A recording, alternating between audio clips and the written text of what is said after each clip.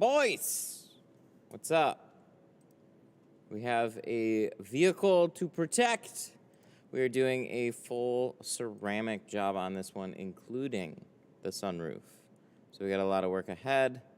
We are doing 50% in ceramic on everything.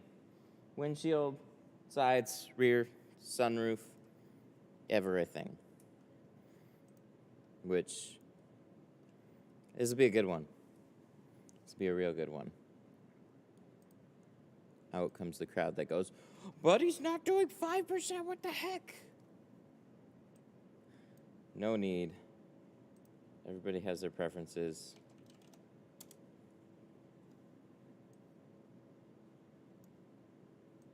Sup?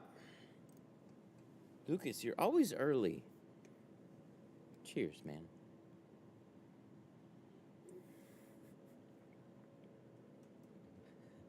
How does the chat thing pick it up faster than actual YouTube? Morning, sunshine. How you doing?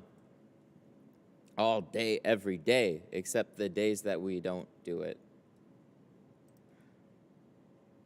Doing a 16 WRX right now with ceramic. Hell yeah. Nice. That's awesome. What's up, T-Town? Texas Tint.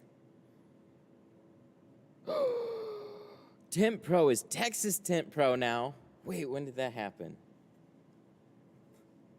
Establish area. Smart. Easy, and super easy money. So, much like the Sportage, and there was another one that we had that was similar to that.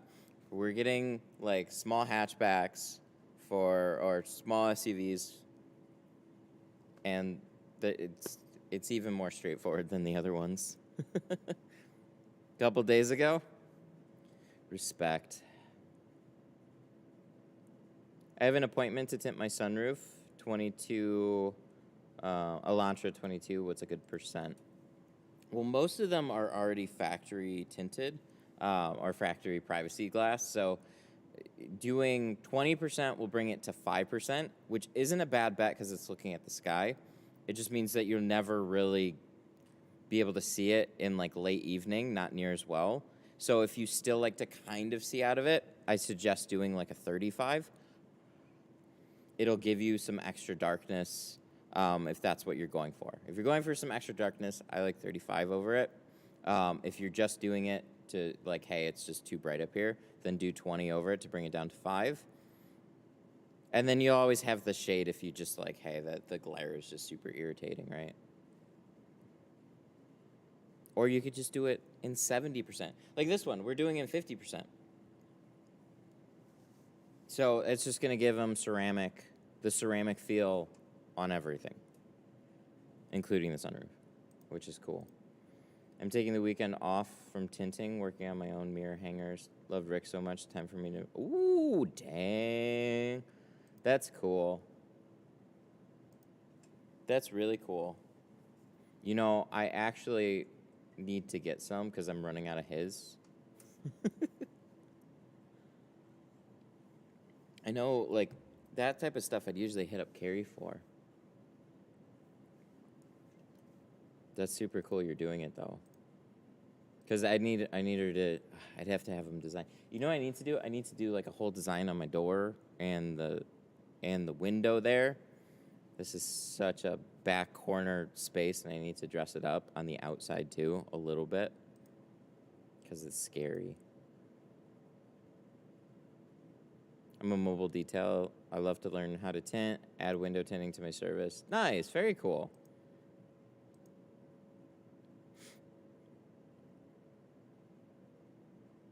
I have my front windshield tinted.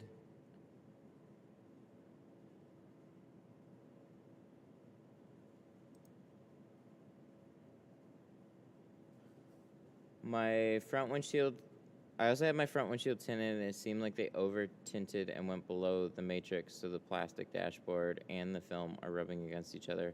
I just wouldn't go around that. Well, you know, I'm a little speechless, because, let's see, 22 Elantra. I mean, any window tinter is going to go past the dot matrix area at least a little bit. And that's how you, like, otherwise you'd have an ugly light gap. So you want it below that. That's weird that without the tint there even, the dashboard is rubbing against the glass. That sounds like a unfortunate design flaw in the car. There isn't anything special that we would do to, like, compensate for that. It helped if I could see it.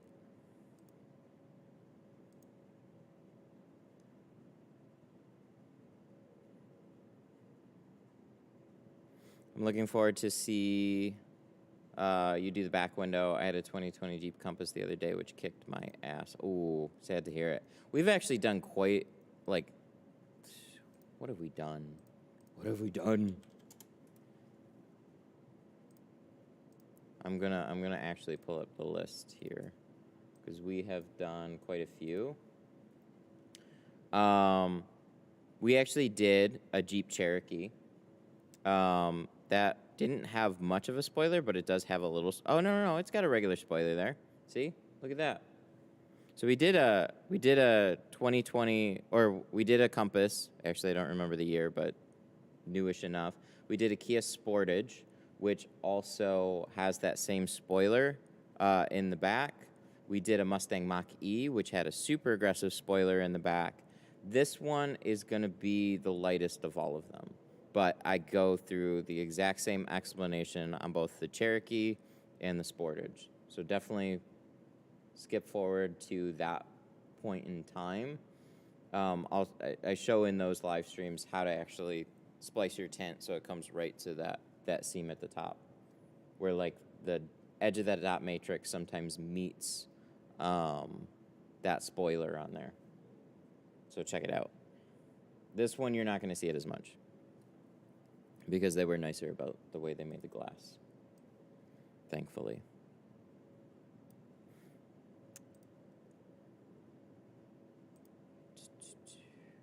Yeah, because, I don't know, going back to the 22 Elantra, I haven't seen a 22.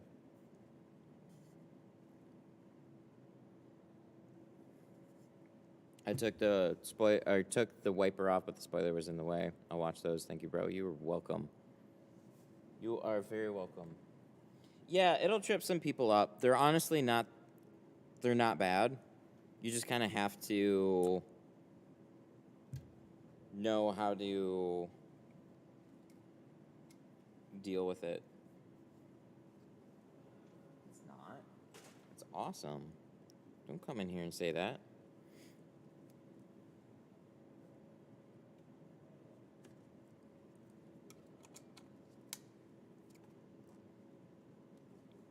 There's that. Ooh, I can get my battery hooked back up. Yeah, I think it's something with the cable. So I have 2 batteries that are charged ready to go.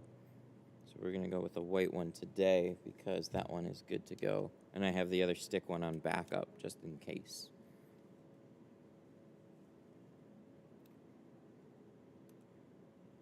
So let's get this plugged in. Yes.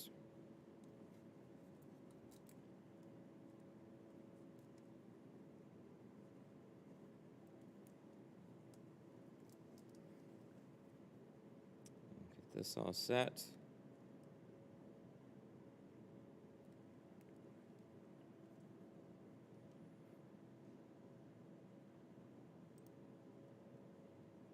We have video.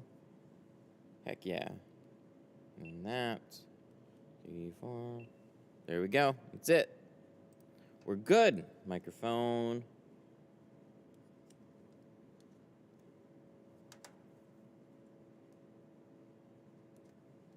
I should update this title a little bit, I think.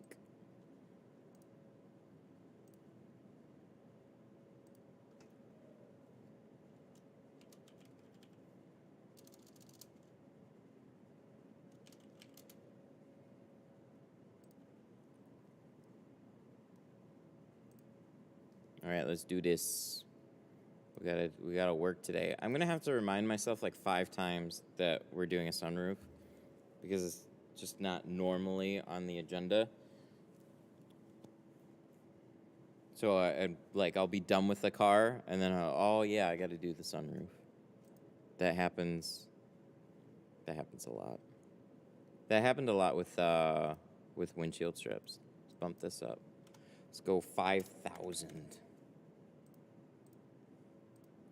Let's go. Good. 1, 2, 3. Sounds like they're still having a party next door. Just do it first. You know, that's a smart thing. Just do the sunroof first, and then you can't forget. But I don't want to. Hey, buddy, I placed an order Thursday night. Sign one of the tools. Oh, no. Okay. I sighed because I gotta remember, like, I'll know somebody wants it and I won't remember who, so then I'll have to do it for everybody. But I really appreciate that you want one, so I'll make it happen. That's kind of the way it goes. Like, I'm putting orders together and then I'm like, I do one, then I don't, gotta include everybody.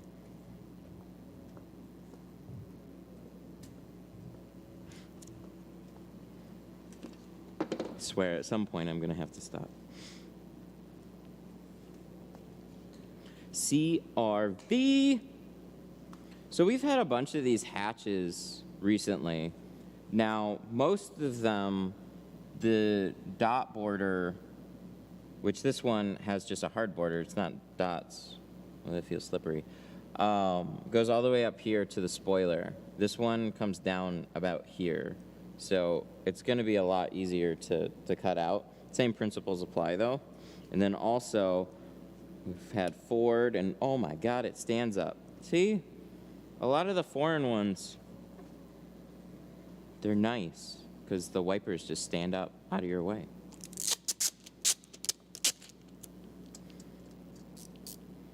Or you go and try to do that with like a Focus or something, and it's like, nope. It's a small convenience thing, really.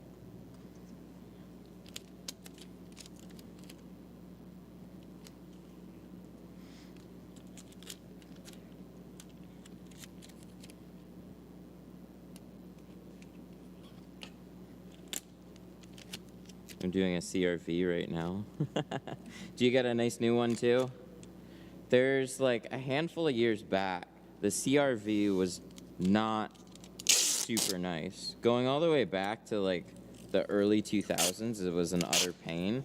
And then it gradually got easier and easier. And this is, I think, the easiest iteration of it. One model year back was, I think it had a pretty rounded back window. Towards the bottom, it kind of like had a nice easy bow up here, and then towards the bottom it was just like, it was very sudden.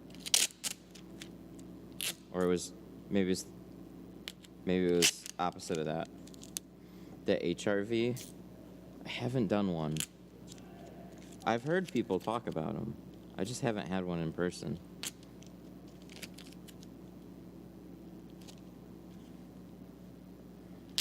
I think I really appreciate where I tint, because I hear some of the vehicles that y'all get everywhere, and I'm like, yeah, I don't get much of that.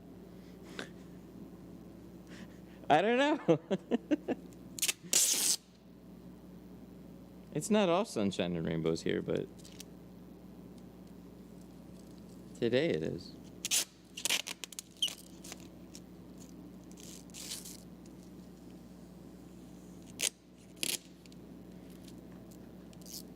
Aw, that's what I have to deal with right now, the curve at the bottom of the wood. Yep.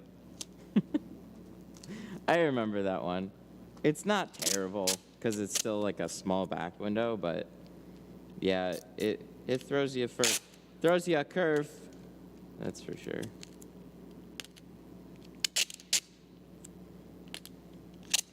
Gonna get all this set up. So somebody posted a photo in the Facebook group. and it was of what dealerships charge, or this particular dealership charges for front doors in ceramic, and also door cups, which are paint protection covers. So I looked at these door cup things. So these are like aftermarket, like stick-on ones. There's obviously the clear paint protection film ones.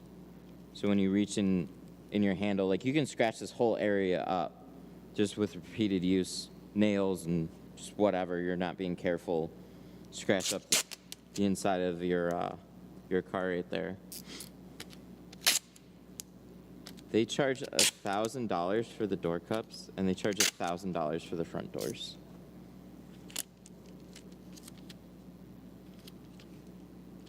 What are we doing? I'm like $200 for ceramic front doors. What am I doing with my life?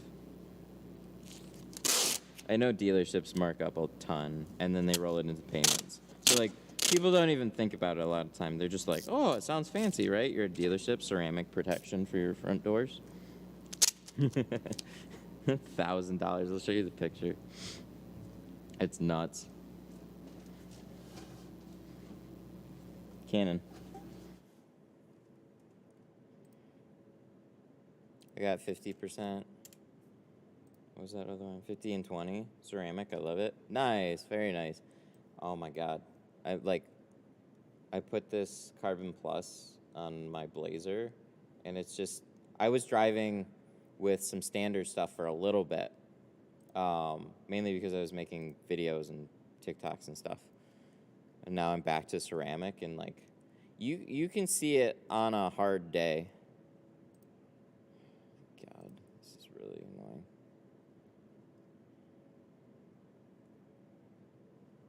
There's like, I could get banned for this. Trying to like keep my group safe. There it is. Okay. I'm glad I didn't go to my my group real quick. Okay, so this is a dealer sticker. Dealer added equipment and information. Markup adjustment. Dealer markup was $5,000 on the vehicle. Protection package, $995. What is it? Clear door cups. Ceramic paint protection, same price. So probably a ceramic coating, which that's all full and well, right? Depending on what kind of level that they actually did. If they actually did a legit ceramic coating, or they just sprayed it, and powered by Simonize. Sounds like it's just a spray. I don't know for sure. But then you go to UV ceramic tint. Oh my God, it's just, it just kills me. $1,000. Front passenger and driver lifetime warranty from installer. So they had a shop come out. They did ceramic on the front doors, and they marked it up $1,000 on this car. Markup, $8,000. This is from a $35,000 vehicle. Like, what is going on? I know they do substantial markups, but this is the first time I've ever seen it this high. And the thing is, when you have all these nice new vehicle features listed, there's so many things, and the dealership just kind of like scoots you along. Most people, I don't think, are going to look at this and think anything of it. It's going to sound super fancy, and then when they actually realize what it is, they're going to go like, what the fuck? Because it's one of those fields where you don't really know. I thought it might be like the full thing with the windshield, but it makes sense that it's not a windshield because some can't. And then for paint protection, I just glossed over this. I was like, oh, ceramic paint protection. Well, at least they, the protection package. I was like, oh, well, maybe they did like the front end, the hood, and then they rolled these two prices together. You know what I mean? Like if they did the full hood, bumper, and then said $1,000, and then did the UV ceramic tint and said $1,000, and then they kind of like mix these together as a bundle, that would make a little bit more sense to me. But it literally says clear door cups, 2 front windows, $2,000 package just right there from these two things. Like, what the fuck? What is wrong with dealerships? Good God. It's not what you sell, it's how you sell it. God damn.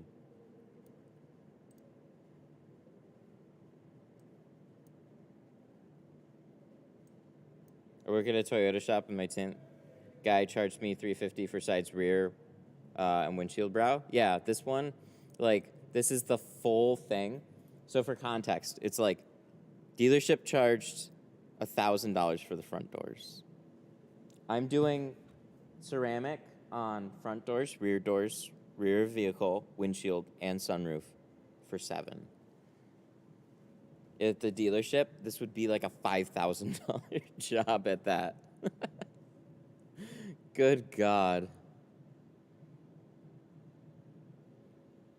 I removed film tinted by dealership in a brand new truck with 200 miles. Customer wanted it retinted because the plotter cut had bad top edges gaps. He paid $400 dealership. 1 week later, same amount to me. That happens a lot. That's so unfortunate too.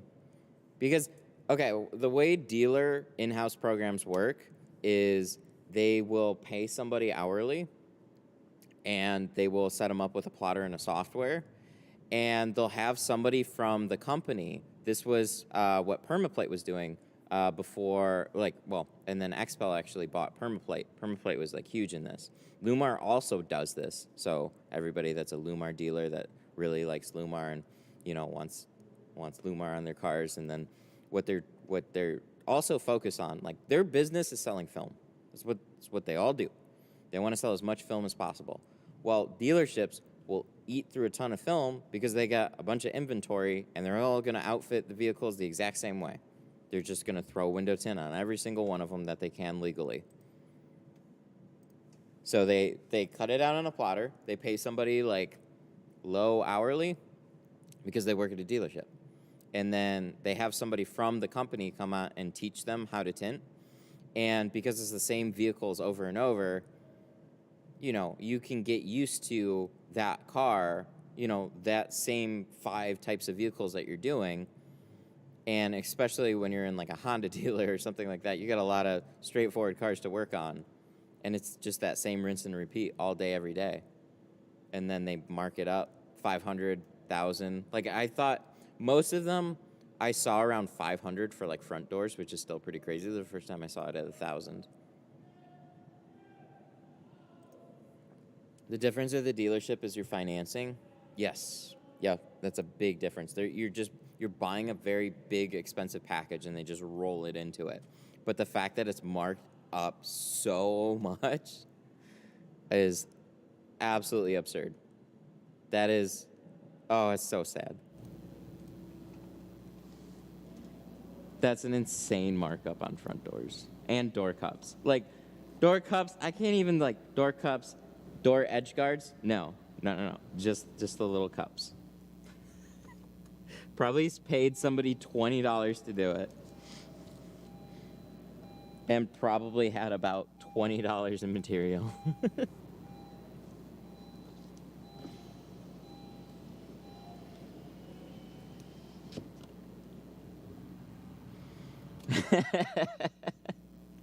Yeah, don't hate the player, hate the game, right? Let's go open a dealership. Let's do it. Let's open up a dealership just to mark up window tint an insane amount. I don't want to do a dealership.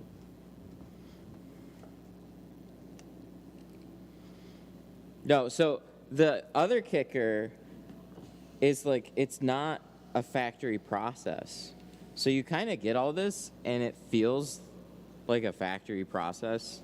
You know how you get, when you go pick up a new car, as a customer, you're all like, wow, cool, I got my new car, I love it. And then a detailer looks at it, and is like, look at all your paint problems already out of the factory. Well, now imagine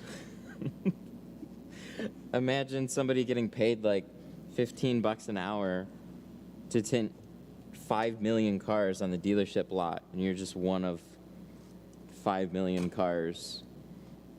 You think the job is going to be all that great? No. And plotted? Yikes.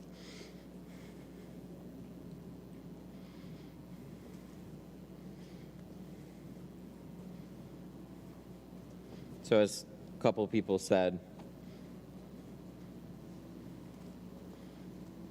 like, people get it tinted, and then it's just on there, right? It might not even be the shade that you wanted. And then you have to pay to get it removed and retinted, and now you're paying on the financing of it, too, for the entirety of the vehicle at $1,000.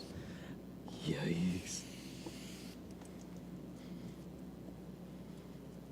So the rear privacy windows, this is, I think, where it gets extra muddied for people.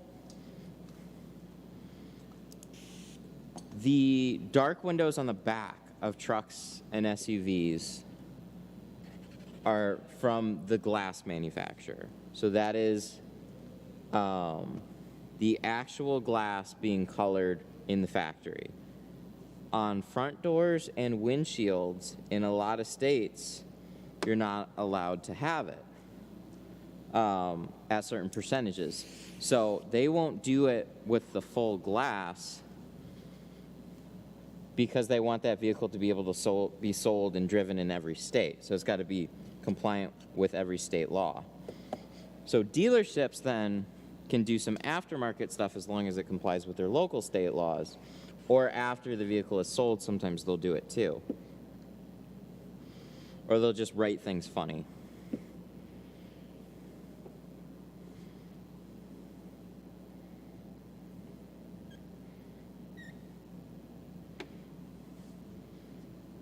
So whatever they just paid for on the front doors, that is ridiculously expensive for no good reason.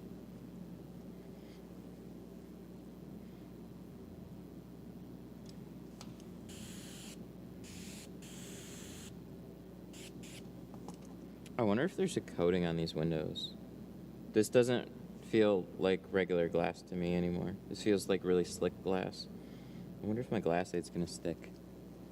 We'll see. This back window is definitely a little unique.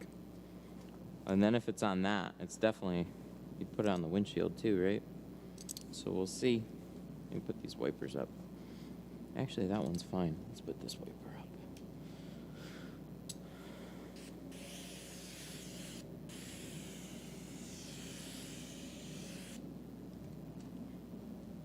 It looks a little squirrely.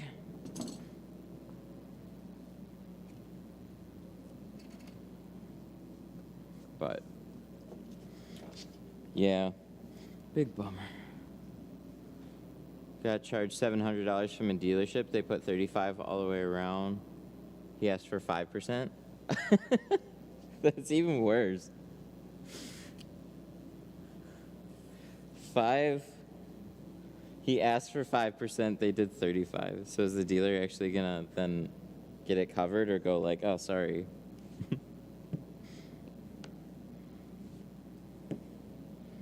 These have to be coated. This feels way different.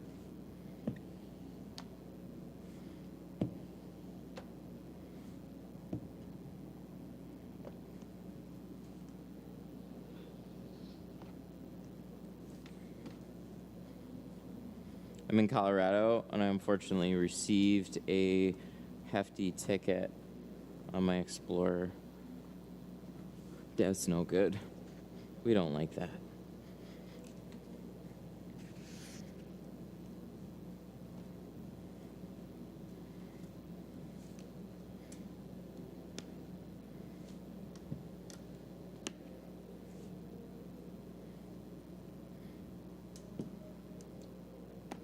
Where did my screen go? You guys see my screen just disappeared? Fun. Why? I don't know. I'm over here.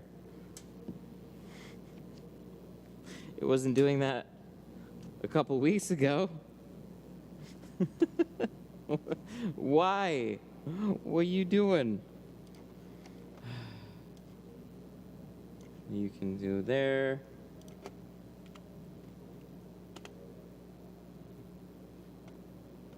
Oh my god, it literally crashed my chat software. I'm glad I looked at it. That would have been even worse if I didn't. Alright, I got a little bit left on this one.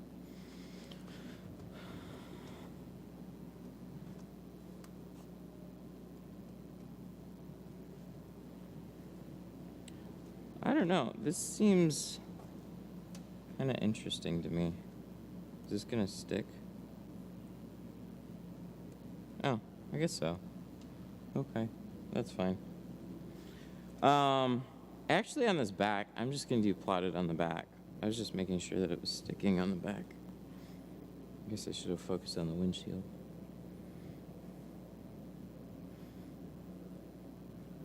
I think he coated this.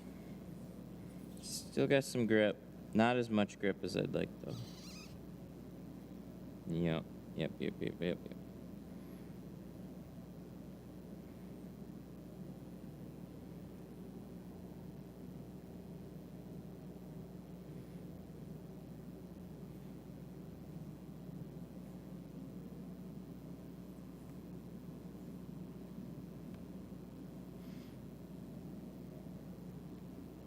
Okay, that's all good.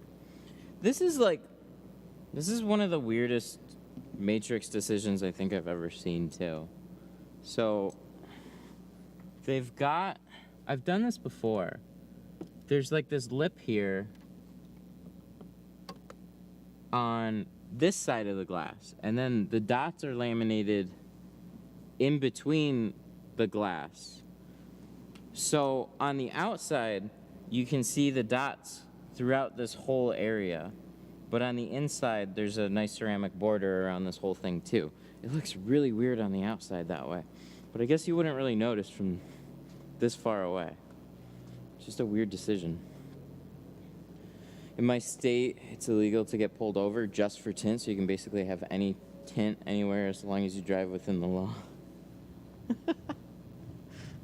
That's pretty awesome.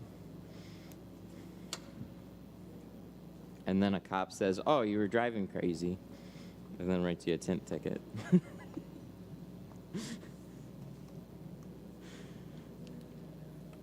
And you go, "I wasn't driving crazy," and he's like, "I definitely saw you driving crazy." Your word versus his.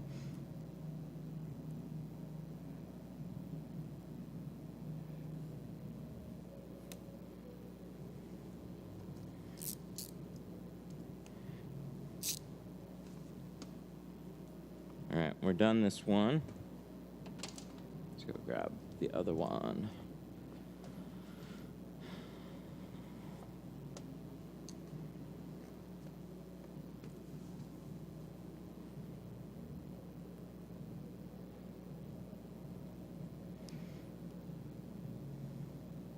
There's only one other, so like I did front doors and a windshield on a Tundra, and they definitely ceramic coated the windshield. I couldn't get anything to stick to it. This one, I can't say for sure if it is, but it definitely feels a lot more slick than most windows do. What's the tape for? It's so I don't accidentally cut the glass. So I use this, mark everything off, and then I cut on it. It just, any risk of creating a gouge or something in the glass then isn't a thing anymore. Little score, a little scratch. Gouge sounds a little extreme. So then that should be all fine for that. This is a really big dot border here, but at least it's laminated, and it's like free and clear on the inside too. No need for light either. That too,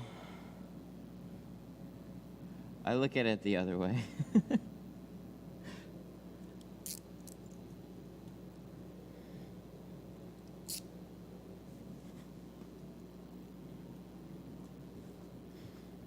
%, definitely not. 5, yeah, I still do. I still do even on 20, but I've always done lights a little differently, I guess. I take them on the inside. or on the outside, and I just shine it through the film. And I used to do this, so you can't really do it on factory glass like this, but you definitely can on clear back windows. As you're cutting out your pattern, you can actually shine it through most percentages and reflect it off of the surface of the interior and light up your edge pretty easily, so you don't have to leave a light on the inside in a lot of cases, actually.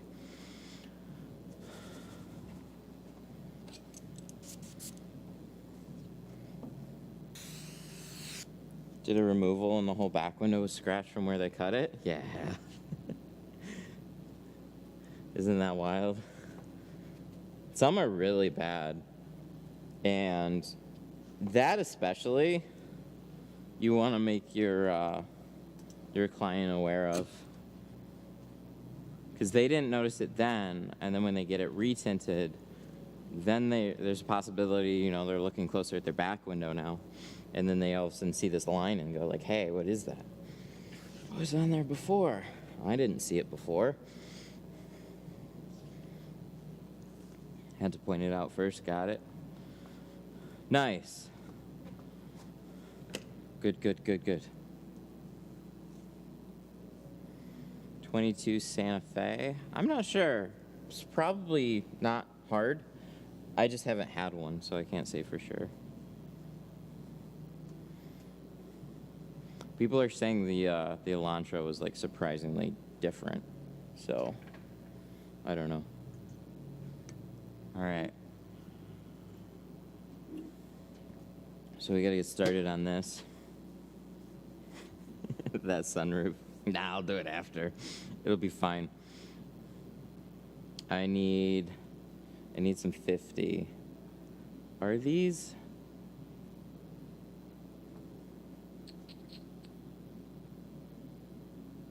I'm thinking. I actually don't remember what this is. This actually should be 50, huh?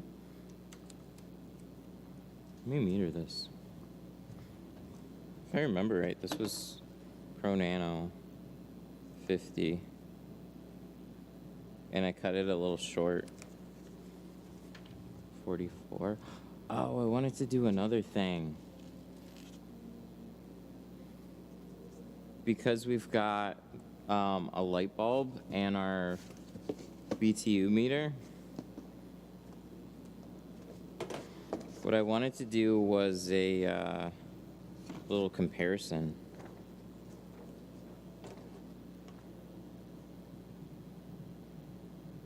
Oh, you know what? I bet this is where I put that 12 volt, not in there. So or that 9 volt. I gotta get another 9 volt battery for that meter. That's probably why it's dead.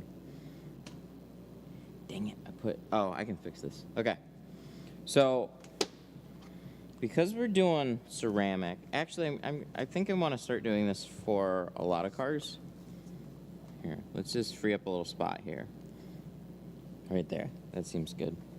So what I want to do is kind of get a baseline for how different the glass is going to be from putting ceramic on it.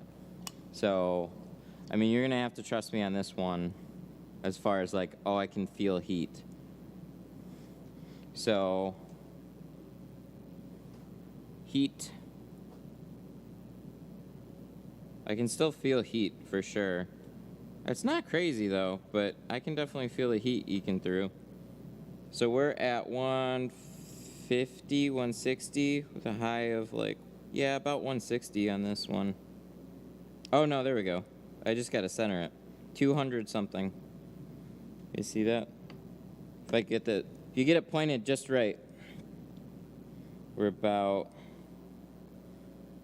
150 to 200 if I get it right. Okay. Now on the windshield, we're going to do about the same thing. 150, 180, 200. Yep, 200's a peak. Where remember that Mach-E that we did the other day, and it said it was coated?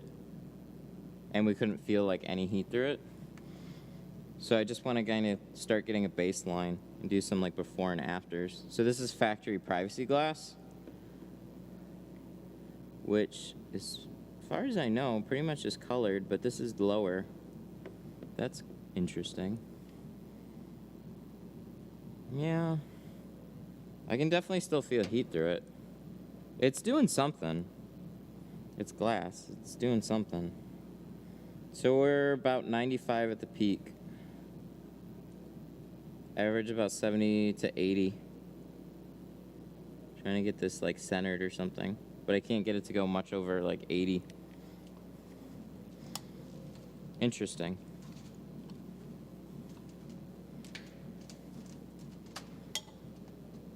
So I want to do this whole thing in ceramic, obviously, and then we'll take the meter around, but I want to write some numbers up so I don't forget. Where's any of my markers? Can I do this? I think I put it in. Did I put it in here? Like, where's even my Sharpie? There it is. Okay, we'll just do a Sharpie. Okay. So the clear was anywhere from like 180 to 200, and then rear was like 80 to 100. So I don't forget. Hopefully I don't forget at the end of this. And then we'll see. I don't remember. This could be carbon. So we're not going to do that. That metered a different shade. All right, let's get started.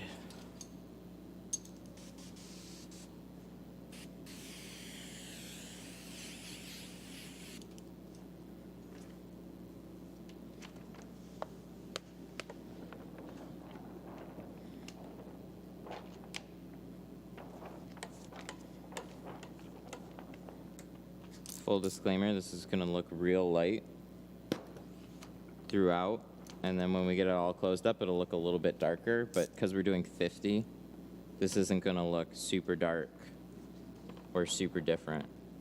That is the goal here. That's one thing I really like about the whole ceramic option. There are more people like this than you think, that like, hey, I just want my car to feel as nice as possible, but I don't want to go dark on it. That's what this is for. Not just windshields. Like, I was talking to my wife about this. We're trying to figure out what to do for the rear of the van. We wanted to go with 35, I think, because we didn't want to go like full limo, but we wanted ceramic on the back.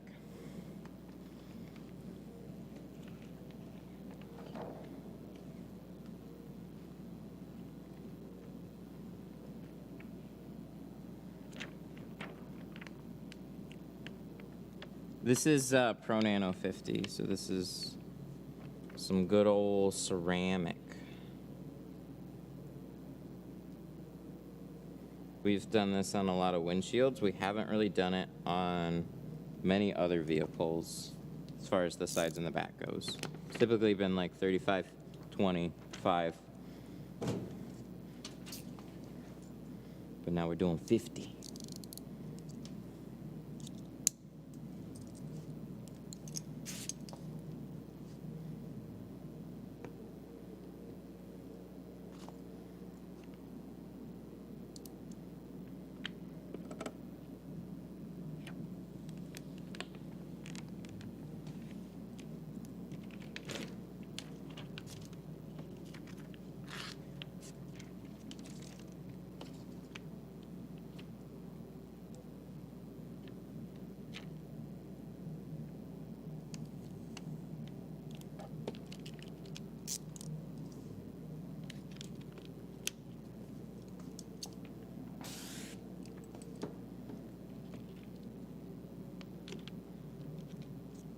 You're doing 50 over the factory back? Yes, we're doing it over everything, including the sunroof.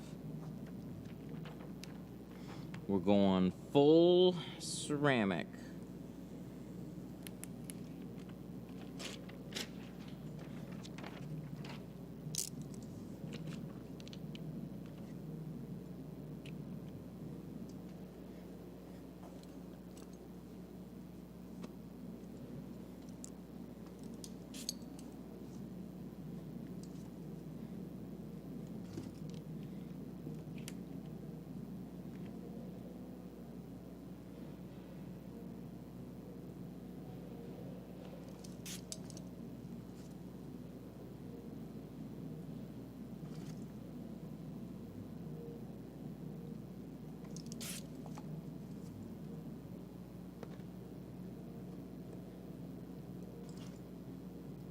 Nice.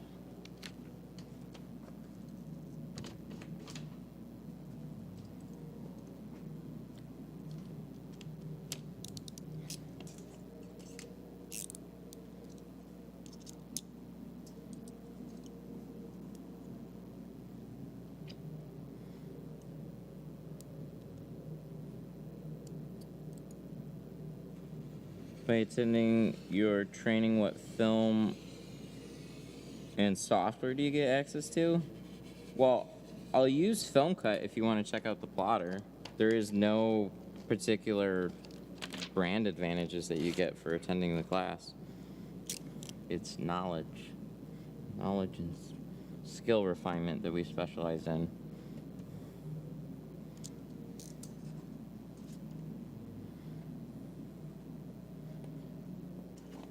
You can still use everything without attending.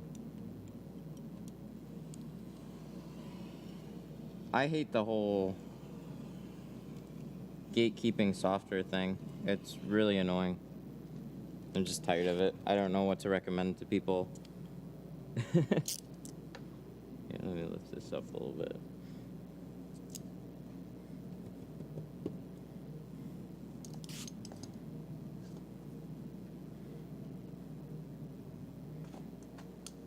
Part of it is, like, there's so much, like, mixed sentiment out there.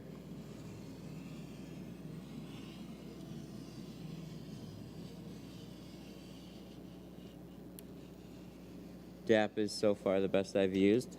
Same here. Probably the best you're ever gonna use. The problem is that it's locked to XPEL. So you can go all in on being an XPEL dealer, pay more for film.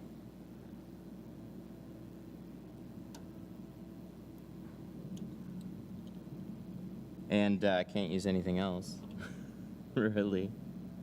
But it's territory based too, so even if you wanted to go all in, like, yeah, that's no big deal. They seem awesome. You're, like, there's a lot of people that aren't going to be able to get them, so.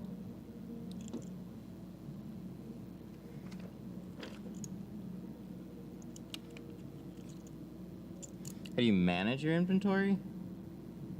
I pretty much go off of like an extra roll. So carry everything that you can in multiple sizes. So usually that's like 3624. It could be 3620, like whatever makes sense. 3624 honestly makes a lot of sense. Some people like having 40-inch rolls too. And then I'll have a spare roll. So as soon as I open the spare roll, I want to have more film on order. So I'm never at risk of completely running out of film. Sometimes it's good to have 2 spare rolls. It definitely is better, but a little expensive in the beginning. Inventory is not hard if you're really the only tinter keeping an eye on things. If you have other people tinting for you, you just gotta put somebody else in charge of it, or you gotta be the one that's in charge of it, and just keep an eye on like how much film is used. Tint has a good inventory manager too. It goes off of like roll weight. So with architectural companies, it's especially difficult. Bigger architectural companies, small automotive ones, it's not that hard. You can just go like feel your boxes and like, oh, this is light. Oh, I don't have a spare. I need to order some more. How much do you think all windows on a Ram 1522 would run me through you? Depends on the film that you want to go with. I always recommend at least the carbon, but I do have something a little bit cheaper if you want. You'd be $500 for all carbon, including the windshield, and then you'd be $650.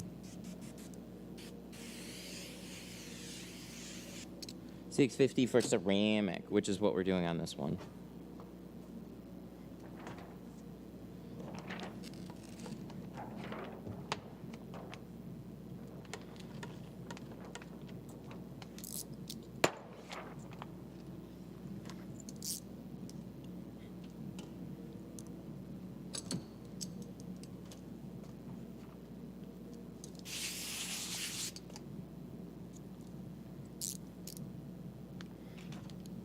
So these rear windows are probably going to meter a little bit darker or a little bit lighter than 20%. I'm guessing though. It's usually the case.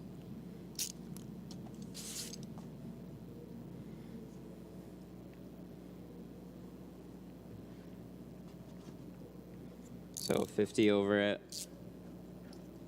I don't know. What it'll be.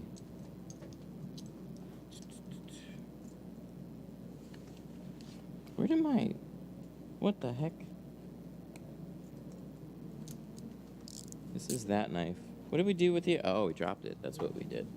That's why we couldn't find it.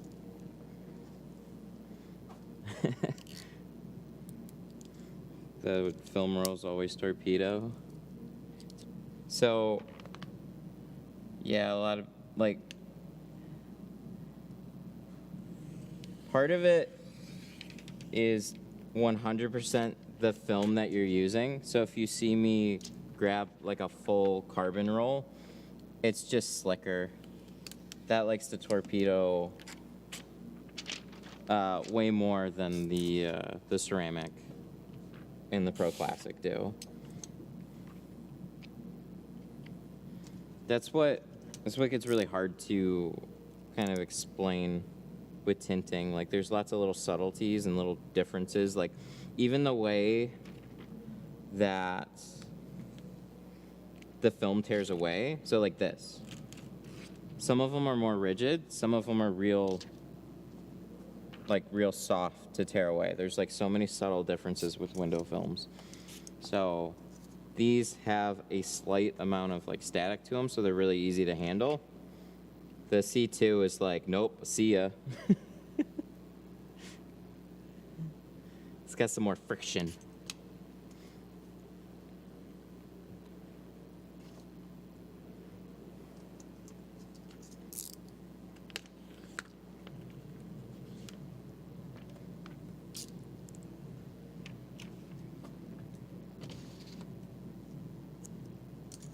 Oh, so I saw an infographic on this Squeegee, and I'm just like super dumb because I never went anywhere where I could just see like a breakdown of the Squeegee blade. So Squeegee blades, just so you guys know, Squeegee blades are measured in hardness, which is durometer. So this side is supposed to be, I think, 85, and this side is supposed to be 75. So the reason why I can't really feel a difference is if I do this, if I push on this right here, this feels a little softer than this does, 100%. I can tell a difference there. But when you're squeegeeing, it kind of gets combined as a whole. So like I can't feel the difference from the handle to here squeegeeing versus flipping it to the other side. So I'm happy I kind of found that out. It makes a little bit more sense to me. And they also write on the squeegee blade. I'd say they're about as self-explanatory as they could get. They have I don't think it says it right on the blade anymore, but in the infographic it also said the orange has a hardness of 3 and the blue has a hardness of 6. So if you look at some of their other squeegee blades, the durometer is one thing, but the feel of the blade is another thing entirely. So the orange is most similar to their orange crush as far as like hardness goes, but it's slicker than the orange crush. And that's because it's a different type of squeegee blade entirely. And the blue side is a little bit harder, but there's no squeegees that have that feel the same other than the hybrid. Do you do school bus? Yeah, I'd tint a school bus for sure.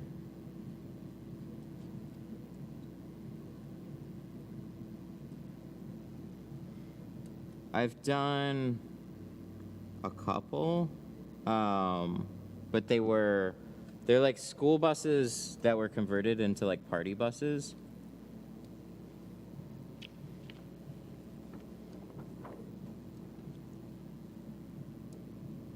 It's a lot of boring, repetitive work.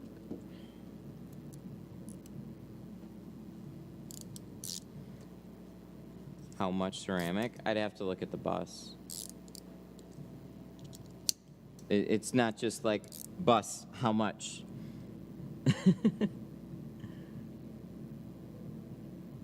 It's how many windows and how much film is that going to eat up and how much of my time is that going to eat up.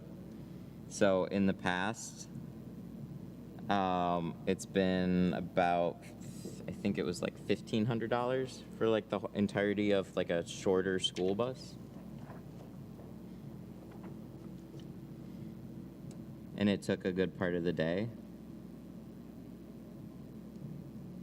Because you got 2 windows, top and bottom on every bus. Sometimes you have 3. One of them goes like left to right. Then you have the like top.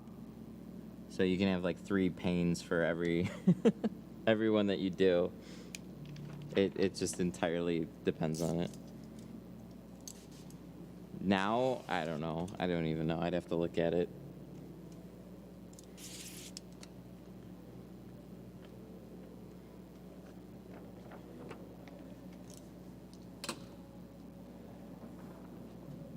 I was at my dad's shop where like a $300 to $450 job at the time was like, whoa, he's gonna pay that much for a tint job.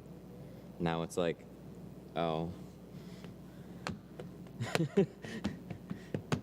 it's not worth the same amount of time as what it was before. Like that's what we used to charge for like classic cars, and I would say that doesn't even make sense at the time. It was just like most tint jobs coming in were like 160 to 180, and then when a classic car came in, I'd be like 350, 450, and then the sales guys would be like, oh, I don't know if we'll go for it. I'm like, good, I don't really want them to,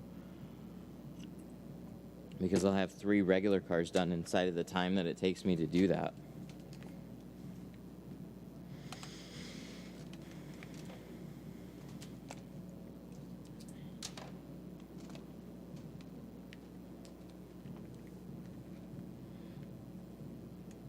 Is the film the same as global QDP? No.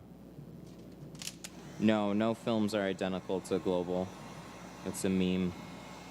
There are lots of films that come from the same manufacturer, but there are still some differences between them. So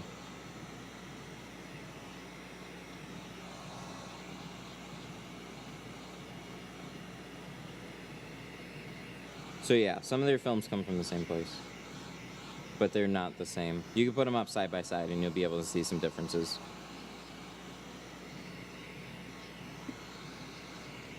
But that's actually a big reason why XPEL did so well so fast in the window film space. People are not quick to jump on board of another window film brand, but when you go, hey, it's the same as this proven brand,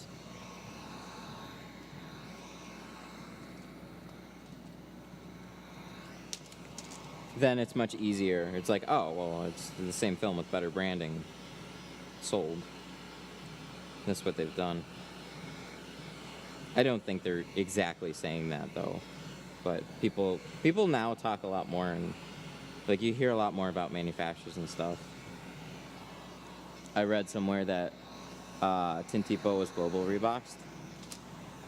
I can't confirm or deny that statement in its entirety. But what I can tell you is global is bound to territories. So are actually not as much anymore. But there's some... This used to be more of a thing. So this goes back along with like Lumar and stuff. Lumar had private distributors for a long time. And the way a distributor works is they would get a territory, sometimes just like a tint shop gets a territory. So if I wanted to order global film, I had to order through this one particular distributor that was within my region.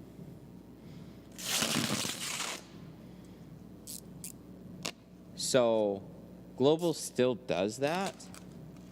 So if you want to sell outside of that region, you have to call it something different. So I'll just kind of leave it at that.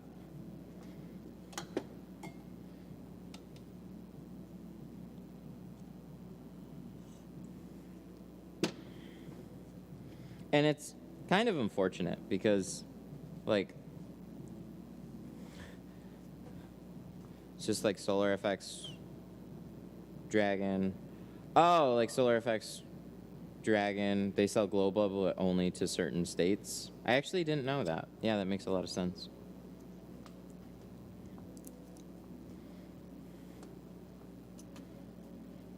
And then looking at the bigger picture, Solar FX 100% gets their, like, I don't know about all the SKUs because they sell quite a few different SKUs, but they get, what is it? Oh, yeah, but they source a lot of films from Guari, too. Makes sense that they sell global, only to certain states, Solar FX, their whole brand. They've actually done really well branding themselves, though. I give them a lot of credit. That's hard to do. I'm going to sell you some XBEL. Are you my XBEL hookup now? Hell yeah. Okay, do you have XR Plus in like 50%? Because this is for a video. I want to get XR Plus. I don't need much. I just need some. I want to put XR Plus, maybe Apex, and then I gotta get my hands on some, probably like some crystalline or something, and basically do a super ceramic windshield comparison. Because how many times do you actually see all of them side by side? And then we can at least definitively say all of them are kind of in this range of haze, or this one's way clearer than these two, or this one needs to really step up their game if they want to compete with these. I think that is probably the most interesting thing I could do with some window films. Like that. I'd be super, super happy to get some. Yes, I do. Where can I ship it to you? Ooh. Oh, I'm excited now. Hang on, let me look for a clay bar. You could probably ship it to the studio. I just don't want it to get sent back if I'm not here at the right time.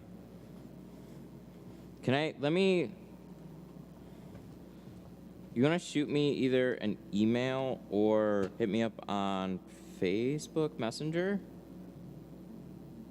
And then I'll get in touch with you that way. It's Matt at Detroit Tint Studio. I'm looking for, like, where the fuck is my clay bar here?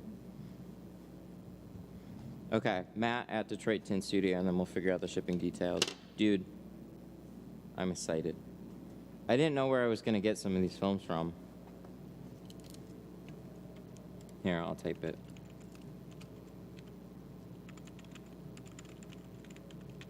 There you go. Oh my God, where's my... I guess maybe I'll just have to run without one for now. My nails! Holy shit. I've been looking for these. I didn't realize there was a bunch of them in a box.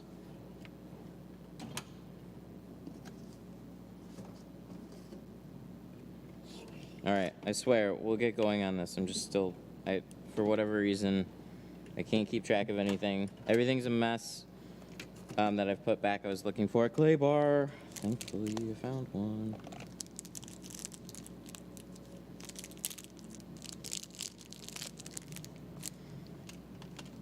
But yeah, I want to do a super ceramic. I've wanted to do this video for a little while.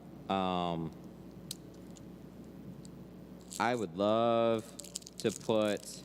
I mean, because what are the ones that people are going to ask about? If you were wondering about any of the 95% IR super ceramics in that range, what ones would you guys want to know? Because I don't think there's many.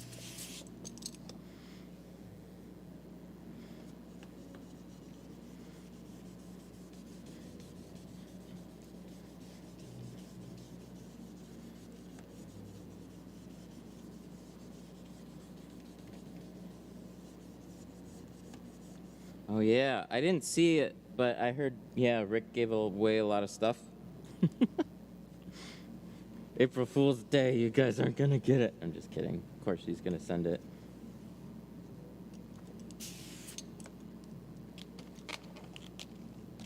Lumar Stratus or Pinnacle, would love to do that. Yep. Yep, I would love to put that up there too. That was on my list. A Formula One film.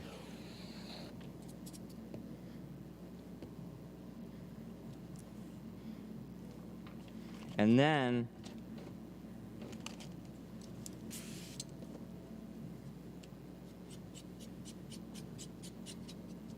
here's what I think. I think a lot of them are going to be real similar. But I would love to be amazed.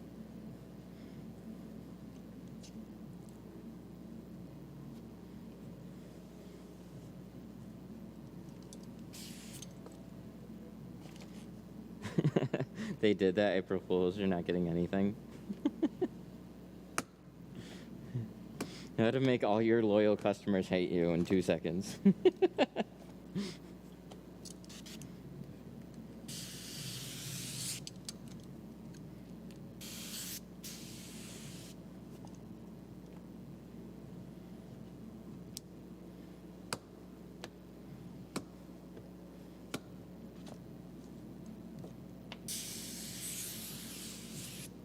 Hey, I thought the 31st was the first. I think I said that a couple times on stream. And then people are like, no, it's the 31st. And I was like, oh, what happened? 31st was a weird day. We had a lot of tech problems that day.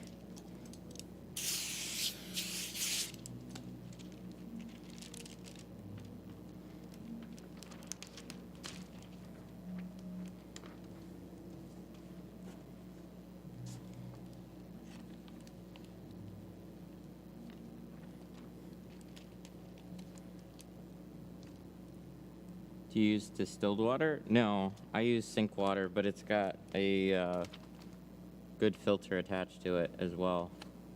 Just because, I mean, I used tap water for a long time. Water here is totally fine.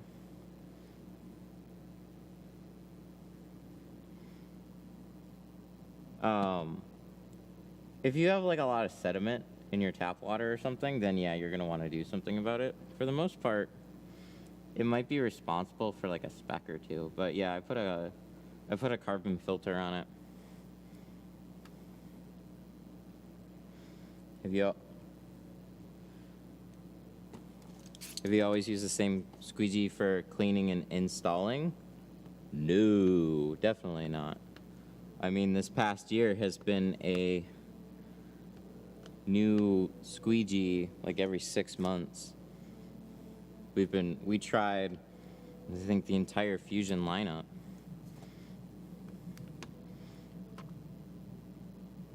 The hybrid's the best, though. It's just the feel of it. The feel of the hybrid, it's my favorite.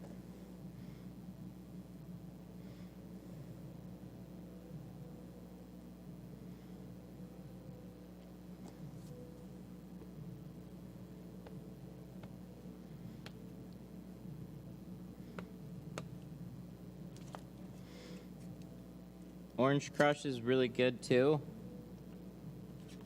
Had some long-term things.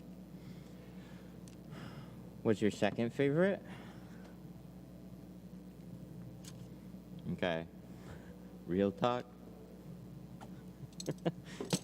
It's not a Fusion Squeegee.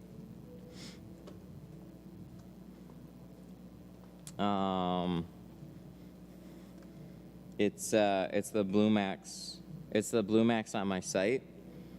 But next for a Fusion Squeegee is gonna be the Flat Out. Really, really like the Flat Out. The Orange Crush, I think, is a great feeling squeegee. About a month into it,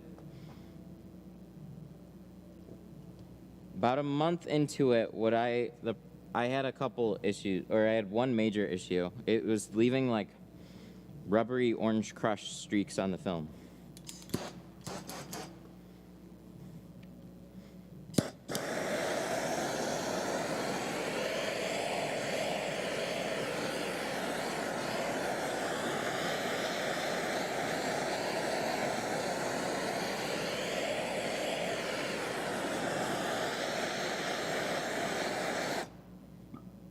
But whatever you use, whatever film that you use can definitely play a part in your squeegee blade.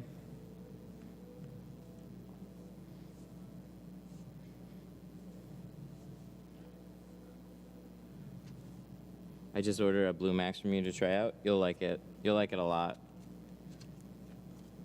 It's a little soft, but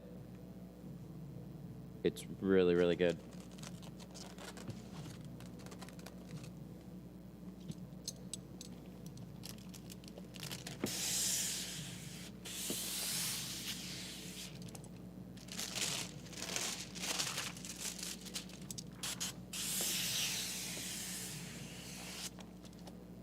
Look at that. We get to see like this side of the film so much better. I haven't seen this side of the film so clearly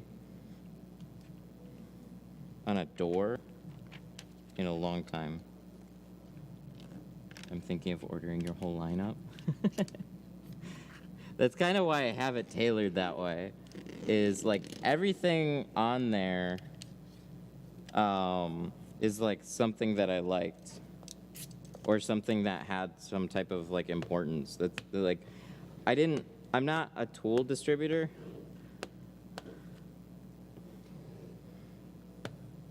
I don't want to be.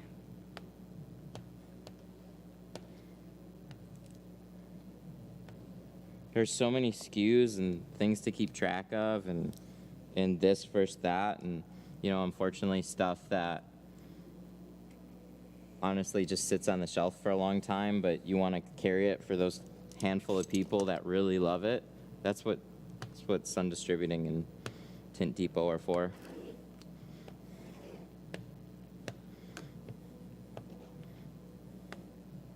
They'll carry everything. And then, I don't know, I've had a lot of fun being able to like, with that, like, you know, the glass aid stuff that I have on the site, it's like, oh, now I can go down this rabbit hole of actually getting some custom stuff.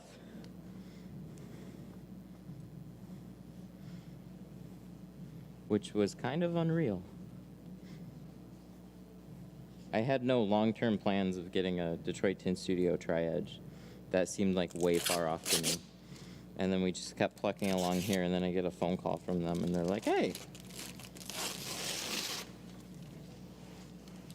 we should do something. And I'm like, oh, can we do it, please? but it was still expensive for me to do.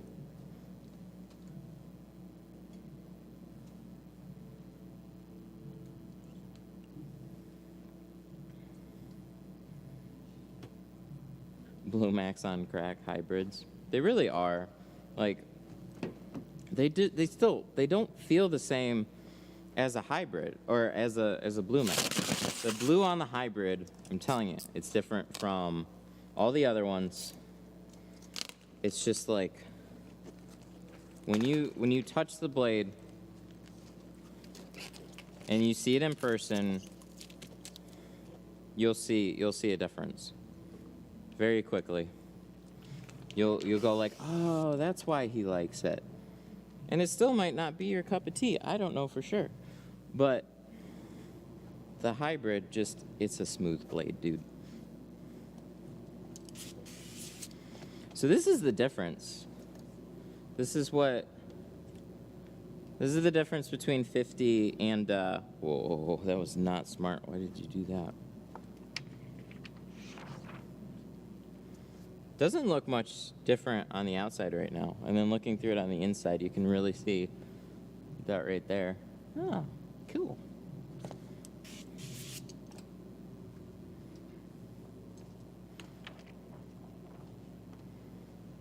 Get a Steinel heat gun?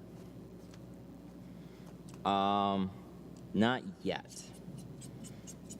I have too many other things right now. I was gonna spend $400 on one of them.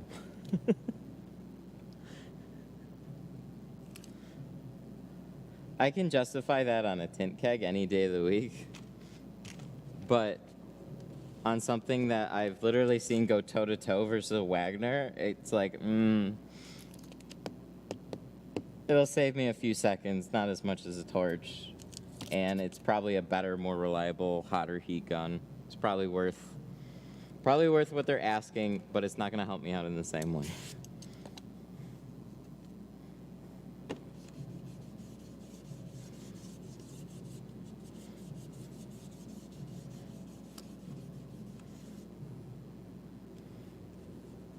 Solar Free supposedly updated their film. Well, that's good. From what?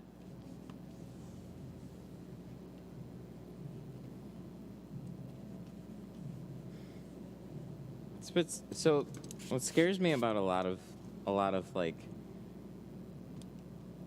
rebrand companies, it's like if you don't really know much of behind the scenes, then every film brand kind of feels the same in a way. It's just you've heard of some other ones more than you've heard of some more than others. You need a lot of cash and order big runs of film, or you can save a lot of money initially and just get whatever films that you want to get and just put your own label on it. Like, to be a film company and get your own run, like multiple runs, it's millions of dollars to do.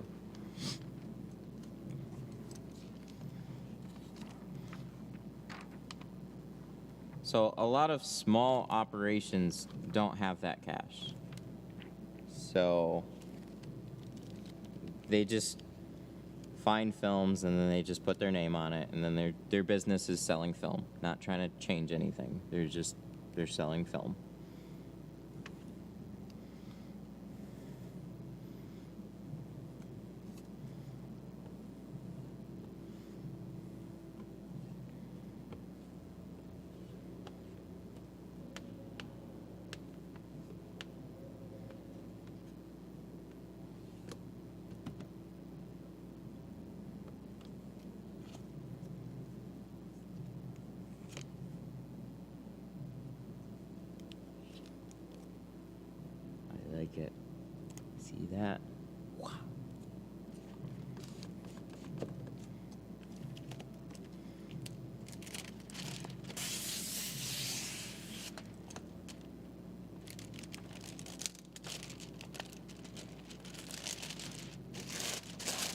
You know any tinters from Australia?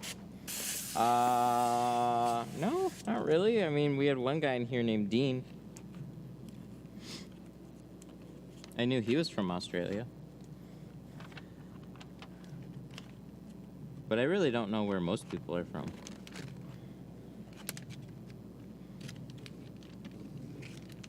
I'm saving my money for Matt's class. Oh, dang. That's a lot to live up to. And what's cool is you get a sick return in tools, so. You know what's really annoying, though?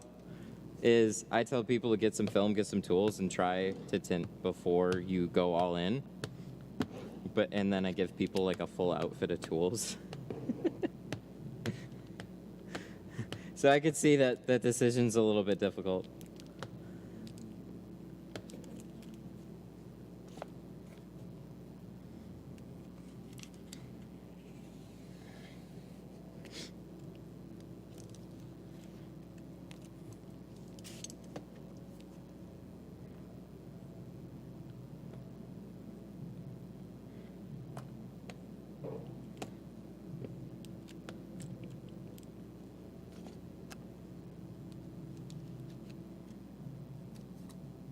There's a lot of music coming from next door. It's not as loud as it was the other day, but it's like doo doo doo.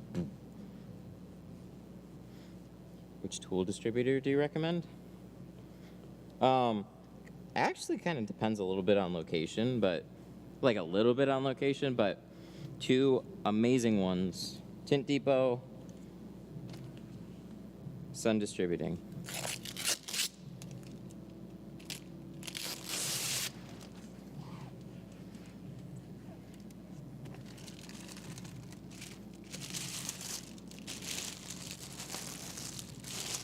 Gotta give it to you for helping us noobs.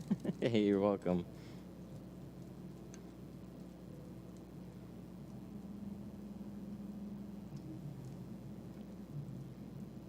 I'm still hoping Matt has classes next year. It's gonna take me the rest of the year to save up for the classes. Well, then stop super chatting.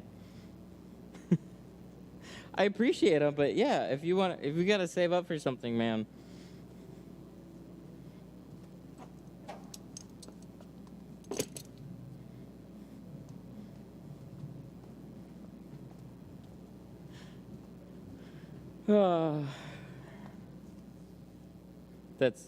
That's cool though. I fully intend right now with how well the first one went, we're probably gonna be just continuing them throughout next year. I don't see any reason to stop them.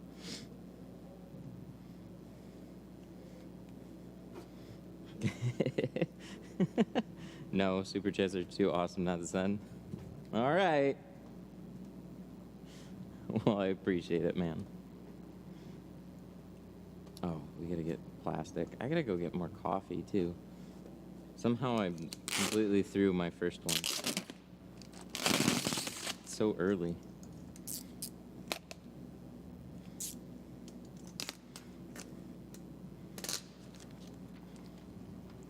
We gotta bring Tint Christmas every month of the year. Oh, except December. Sorry, there won't be a class in December.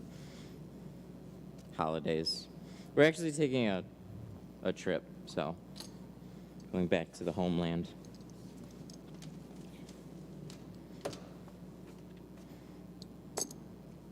My tint side jobs are gonna help me out. Hell yeah, you can make good money doing that for sure. Should I put 35 on my windshield?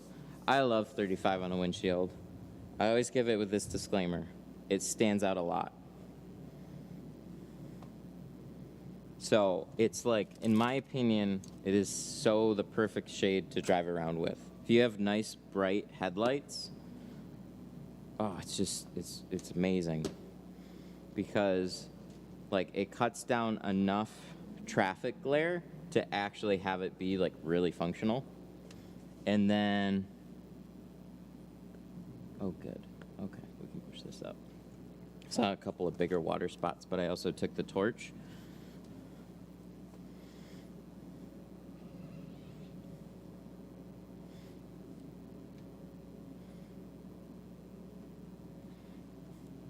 Okay, so yeah, what I was saying, 35 on a windshield is super, super nice. It's super comfortable to drive around with.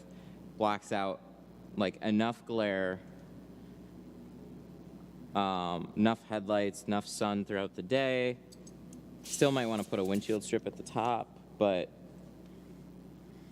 it's really, really comfortable. But when you look at the outside of your truck, or whatever you put it on, you're like, dang, that looks pretty dark. But 35% is not really a dark shade. It just makes the whole car look that much darker. So it stands out a lot, but I love driving around with it. If I want to play a little safer, I'll do 50.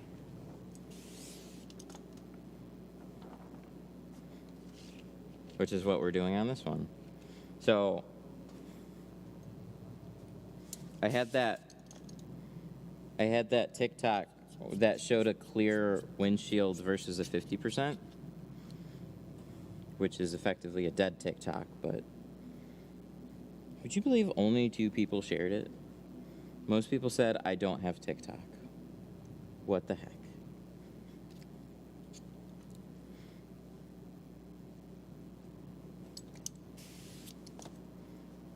I built my business from just watching your videos. Thank you, your wisdom and knowledge. Oh, thank you for your wisdom and knowledge. Thank you for sharing. Oh, damn, that's so cool to hear. That's big. Yeah, when I first started posting videos, like after probably about a couple of years, I really started to get a bunch of messages that's like, oh my God, I was able to like open up my own business because of these videos. Thank you so much. That's why I've always really kept along this one way or another. Like, I could do a number of like entertaining, silly videos that get more views. And don't get me wrong, I love doing those too. But just doing those, I don't, other than like watching the numbers, it's real stale.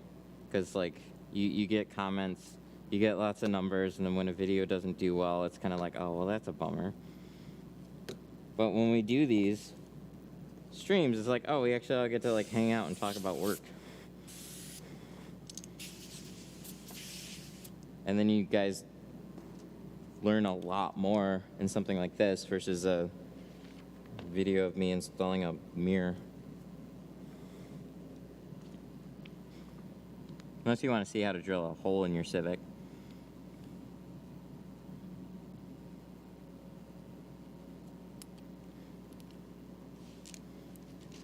I thought that was fun too. Do you do boats? I did one, and it ended up going well. And then I did another one, and unfortunately, I couldn't do it. I scrapped about 4 big pieces of film on one of the panes, and I didn't have a clear way of doing the rest. It would have been by pure happenstance that I got it, and that's not really how I want to do anything. Like if I'm gonna get lucky and get a vehicle done or like a boat done, it didn't give me any more confidence for the next one. So it was a different boat. The first one I did had 3 panes.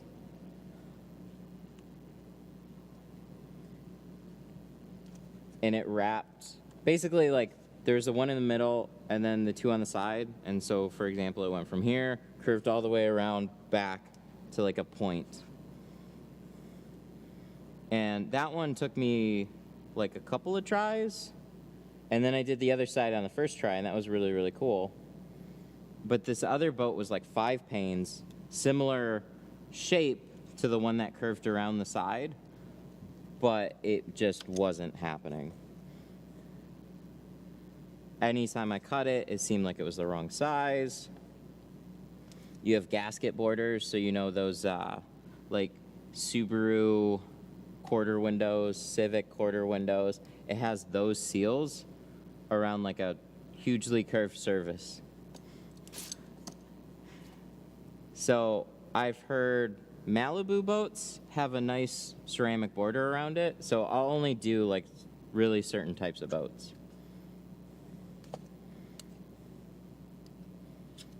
I thought it'd be a really cool thing to get into because it's really underserved too. Like around here, there's like we have lots of lakes. It'd be cool to get into boats. Boats can be more money. They can be dropped off. We can take our time with it. No, I'm good. I won't do most boats now.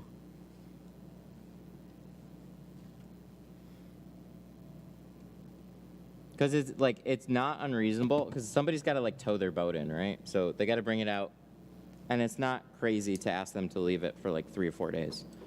It's totally fine. Did you stream the second one? No, I didn't. I actually didn't have time to, and thankfully it just didn't happen.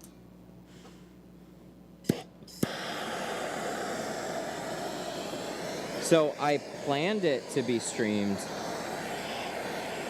and then there were some issues with the client finding time to drop it off. So he was supposed to drop it off on like a Monday, and then like something came up, and then so he asked to drop it off the next day, and I had like a whole day booked for it. So I was like, okay, you can drop it off the next day, but you got to leave it for longer, and I'll just try and splice it in the other appointments that are coming in. And he's like, yeah, no problem. Just take your time. Let me know when it's all set. I'd rather just have it done right. I was like, okay, cool. Appreciate it. So like it was dropped off for about like 3 days. Tried it a couple of times. I had some other stuff to do that day. Came back to it, tried it again. Still same thing. Just like almost had it. But so I could kind of figure out like how to cut the shape out, but the best way to explain it is so it wraps around. Glass starts here, wraps around this curve. So this in between, this part where it curves, if it was a flat curve, it'd be no big deal, but it was like had a little bit of a bow to it. And whatever you're cutting on the outside then is oversized on the inside. So you actually need to make that cut smaller. And this side shifted up and down. So it like changed the whole cut depending on how you had it. And it's pulling a lot of tension as you're trying to cut it. It's just, it was not fun. And then on top of it, you have the entire dashboard. You have the entire dashboard in the way. So on the other side, it would have been easier to get to. But on the side with the steering wheel, all that console and stuff, so you had about this much space to like try and shove tools down and heat up the bottom, get it to lay down, but then it's gasket borders, and those are letting dirt come back up into the film. I just wasn't happy with the result I was getting. So what some people have said is they'll just remove the glass, but you need 2 people to really do that. And it's like, I'm just not going down this rabbit hole right now. At that point, I like thought maybe if this boat went well, I could start marketing and doing some more boats and stuff. And then that would be a really interesting place to go down for the stream. Because it's very different, and I think it's really underserved. Same thing for houses. Like, everybody does videos of cars, but you don't hardly see anything about houses. Just like a one-off video here or there. But flat does a lot of money. You can do a lot more money in flat as a company than you can easily doing automotive.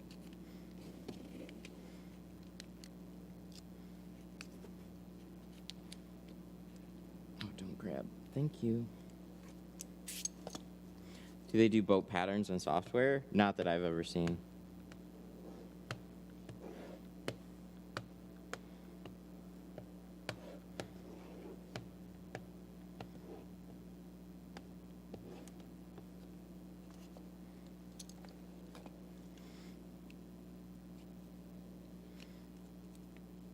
So there's, I don't know, there's this threshold for all of it. Cars, there's so many similarities from one car to the next.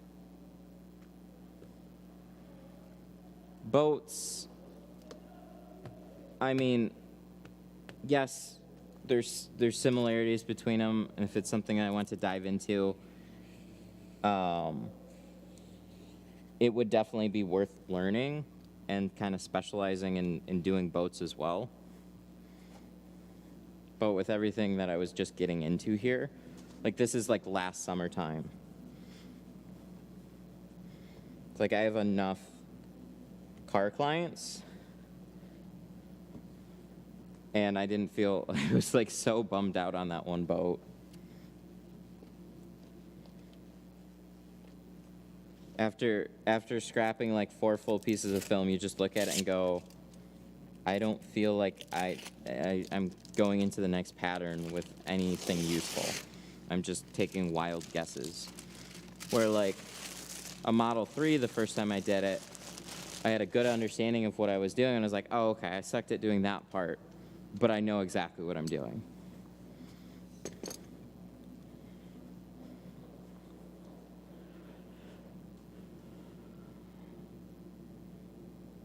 What do you use for the dot matrix? So on the real thick ones, I have a product called Dotrix. It's a blackout vinyl that you can throw on the inside of it. Other than that, I don't do anything else. So like you still see thin dot matrix borders around all windows that don't have anything to cover them up.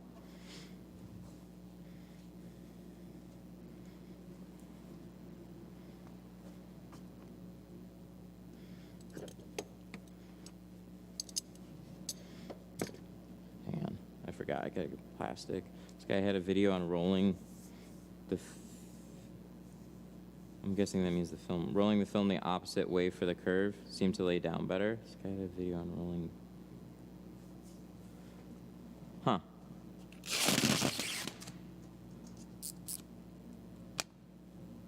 There's always people coming up with something.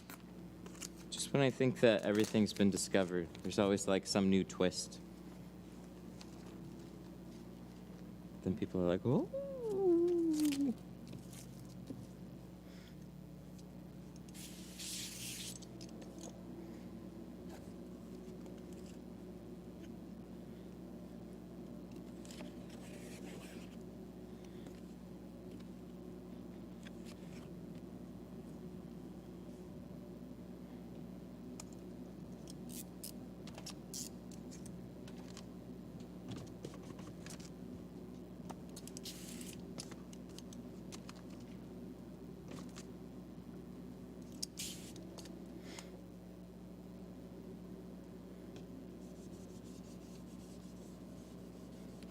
See, people use Scotch 3M gel glue for windshield dot matrix.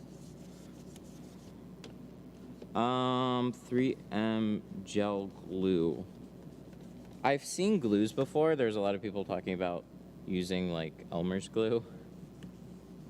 You definitely want something that's going to stand up to UV. That's a big question, because with film, you have the glass, and then the adhesive, and then the tint. And there's UV inhibitors that are supposed to protect the film.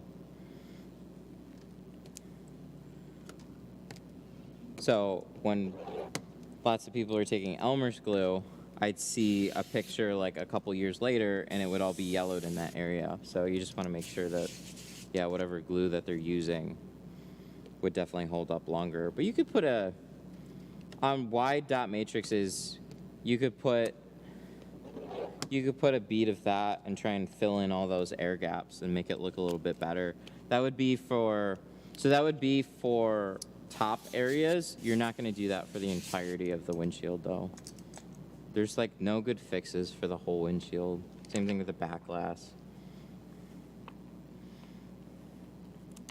Not without like literally disassembling the whole rear of the car, putting down this like perfect bead, and then not messing it up when you go to like clean the glass or anything, or it's the last thing. It's just, yeah, it's not practical.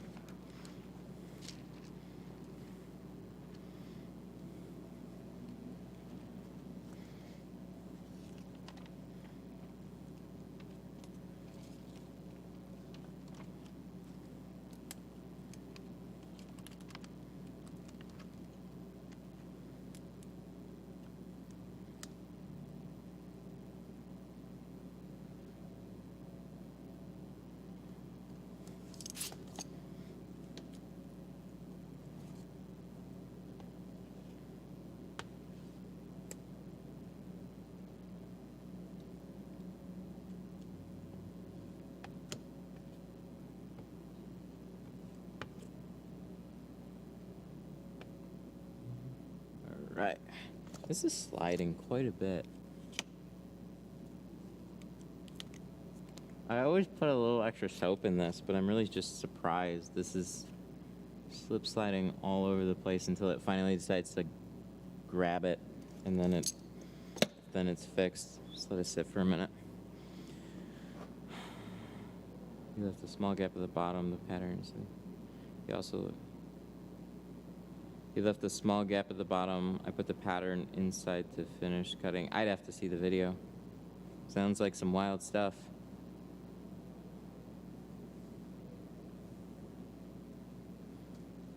Scotch 3M has photosensitive glue for that. Photosensitive. So that means it'll hold up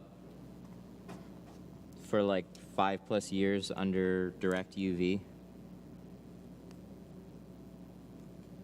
Because if that's the case, then yeah, that's definitely what you want to use. None of that weird, like, school craft Elmer's glue shit. Like, that was always like, see, it's fixed. It's like, yeah, wait a couple years. Or a year, or whatever. I don't know. Put a t-shirt outside, and then watch the sun fade the shit out of it over the course of a summertime. That's what your film has to deal with all year.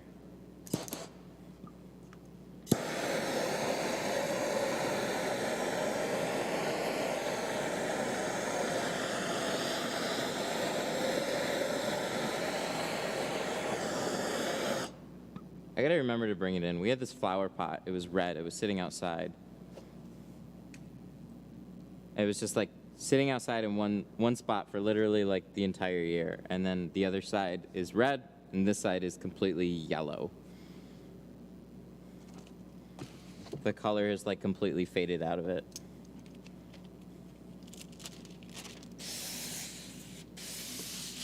There's other things in the backyard that's done that too.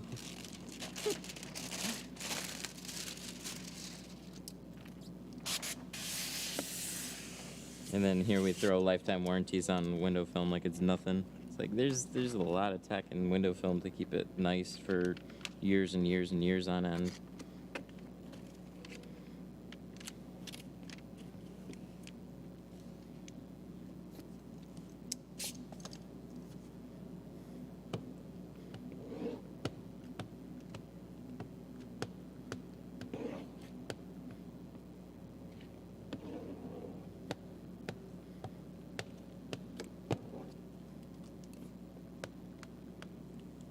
Doors. Doors almost done. We still got a sunroof to do. We got the rear to do.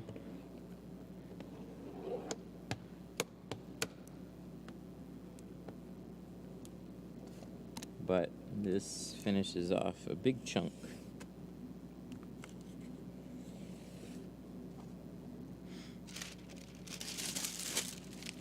Spray solution. So I've got 3/4 Dawn, or 3/4 baby shampoo, 1/4 Dawn. It's basically the ratio that I use. So in a 3-gallon tank, which has about 2.5 to 2 3/4 worth of water, gallons. Last I measured it, it was about like 3 ounces of baby shampoo and like maybe like almost a full ounce of Dawn, which is a little bit on the heavy side. You could lighten it up a little bit, but it's about where it averages. I just put a lot of baby shampoo and then a good squirt of Dawn in.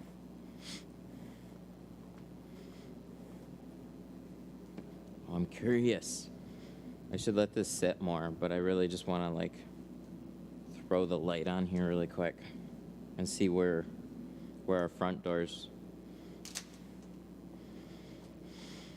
Because let's see, on the clear glass it was 180 to 200 is about as high as we got this BTU meter to go. So I don't want to keep this on very long. So very hot high goes up to like 500, 600, or like, and then it goes Doesn't really go over, yeah, it doesn't go over 600. That's where this meter like freaks out. So this was at max just with the glass in the way, brought it all the way down to about like 200. Oh, I don't feel shit anymore. So look at that difference. 0, boom, 30. We're at 30. Love it. So we brought it down from 180 to 200, all the way down to like 30. I just want to do this on some different cars and kind of see where this meter falls. About 30.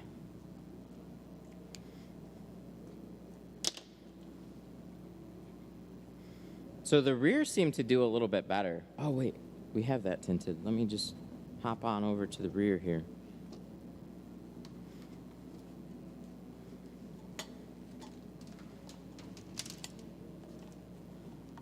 All right, one more time. BTU, high, 600 is the max. On the rear, we got about half. Got about 20 is where this is, like 20 to 23. It's kind of where I'm getting this to peak at. Damn.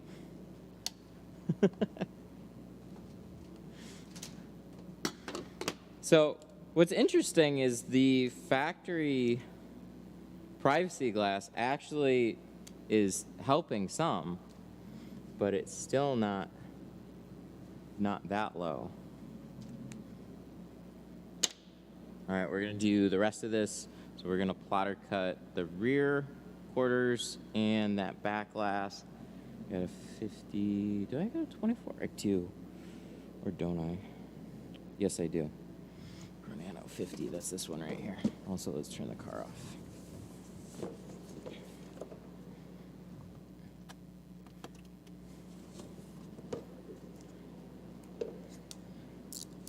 Just sent the video to your phone. Where was the, where was it posted? Is it like a YouTube one?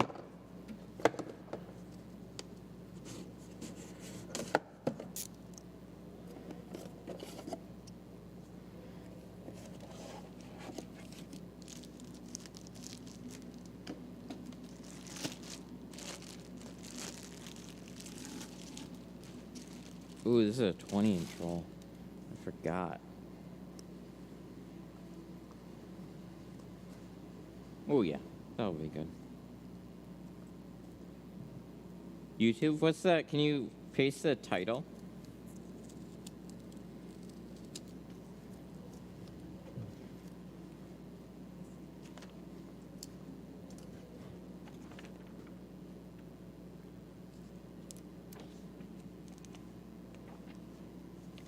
Where do we put a 20-inch roll on this thing? I know 24. I know 36. I don't know 20. Let's see. Does it make sense here? No. Does it make sense here? Maybe. Because it's got a second roll. Ah, there you go. This one right here. Scooch this over.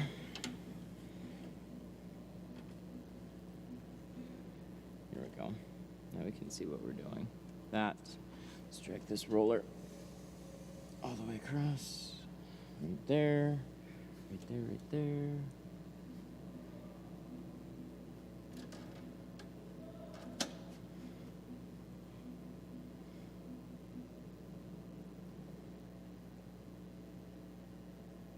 And then force. We gotta put this up to like 70 now. And then move this over a little bit.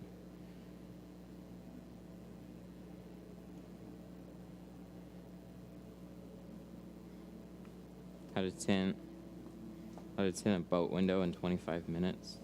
Oh, Canon. Oh, there were people asking about the 3M glue.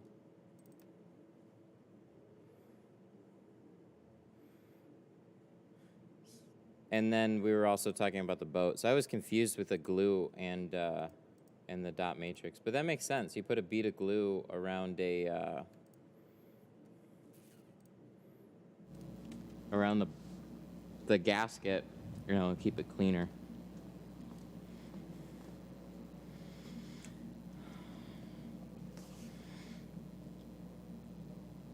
1120.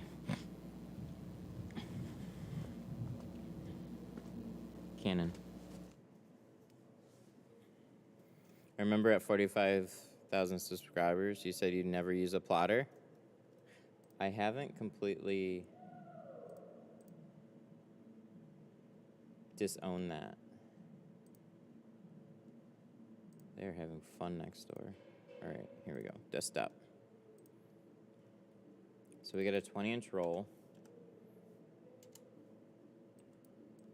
Look at how much space we got on that back window. All right, let's get this cut. GoPro.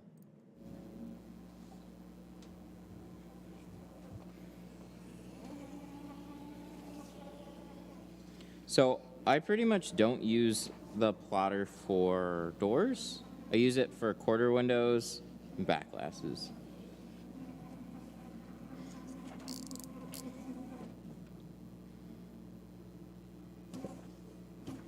And I still have the same grapes with them. So this software has been better, but I've done some where the back windows have been great and the doors have just let me down on the top edges. But be surprised how many shops are okay with what they put outward. All right, what do you think? Do you think we did it? Or is it gonna snag? Oh, God. I don't think I really need a new blade, but sometimes this is just snagged. Pro Nano is thicker, so I need to put just a little bit more pressure on the next cut. That's all I need to do. What software? You don't have a lot of options, but Film Cut has been a pretty good choice.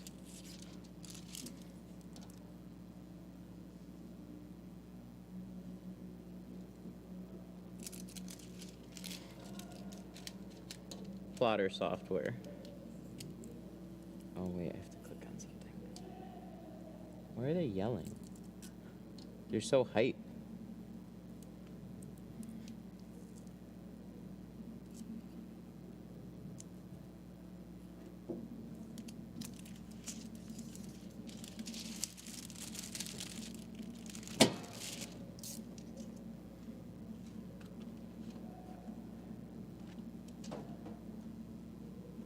Kevin is getting some better cuts with the Workhorse 2. Better calibration. Wow, I'm glad I caught that. The whole thing just like curled. Well, that's good. I've been like banned from opening that box for a while, so must be nice.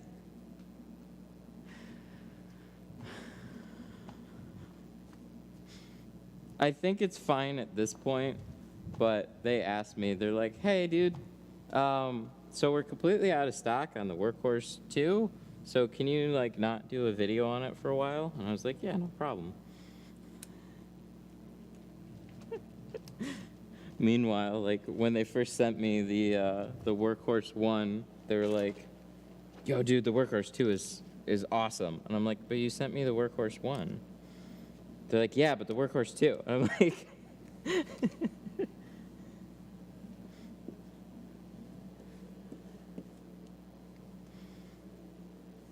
let me lift this. It's a little close to the bottom. Oh yeah, I'm like way close to the bottom. It's tilted. Like me when I talk about plotters. So you hear my cynical side a lot on plotters, and then you go, damn, why would I ever get a plotter? Well, when you see a shop work with a plotter, it makes a lot of sense. But I'm telling you, the top edges, no matter what, just aren't as clean. So they're usually good enough. In a lot of cases, like they're totally passable. And when you're delivering a car, the window is rolled up. So as long as you get within a certain margin of that top edge and it looks nice and clean and even, there's really no problems. It just, how much are you charging? How close to perfect are you trying to get?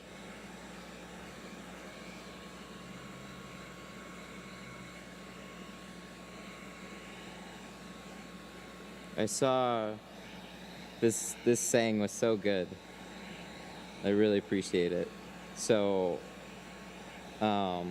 Patrick's podcast with alligators, who I guess got this quote from Obsessed Garage, so full credit to them.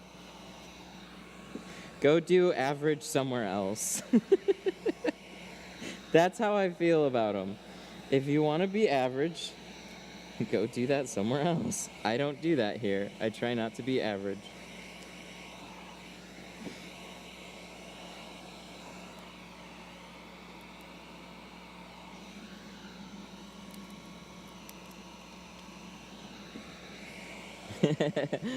Almost done with that back window off of the plotter.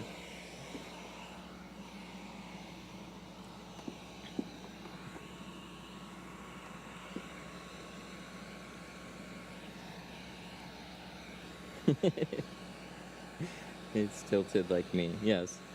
I remember when that was thrown around a lot. Everybody was saying tilted. I get so tilted, and now tilted's gone. I peeled off all the extra, like I weeded the whole pattern, and there's a couple of spots where that has been a bad decision right now. It's not going to ruin the pattern, but it is, you can see like this is, the liner will fry and burn a lot faster than the film will. So when you have to do a lot of heat in a specific section, it's best to just leave it all attached and then do it afterwards.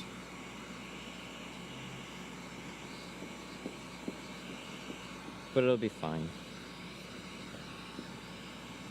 At least it should be. Everything should be fine. So you can see up here, if it'll adjust a little bit. This is really starting to curl, but the film is just locked down.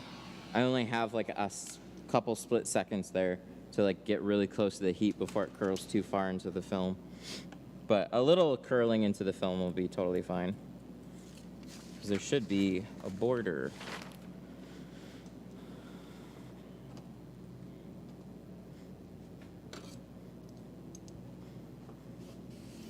I can't take credit for that quote, so that's why I gave it lots of credit, but I love that quote. Go be average somewhere else. That's what I've been trying to do on here, like slowly but surely, with so many things. Plastic, the films that we sell, the work that we put into every car. It's very much above the average amount that you're gonna see from most places. It's not that you still can't get a good job out of being quicker. It's just I do a lot of little extra things here. Hopefully that don't take me too much time, but so for a lot of people, plotter software systems, they're gonna be totally fine. But I'd be doing my clients a real big disservice if I just wanted to like, hey, we're gonna plotter cut these today. And then they just don't line up right at the top. And then I just like, well, that's just how it is sometimes. Like, they're legitimately paying for a good job, so.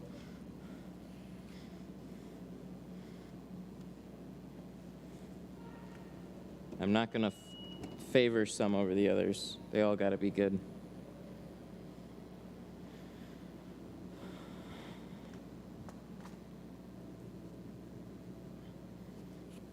Oh, that's where my clay bar went. That makes sense.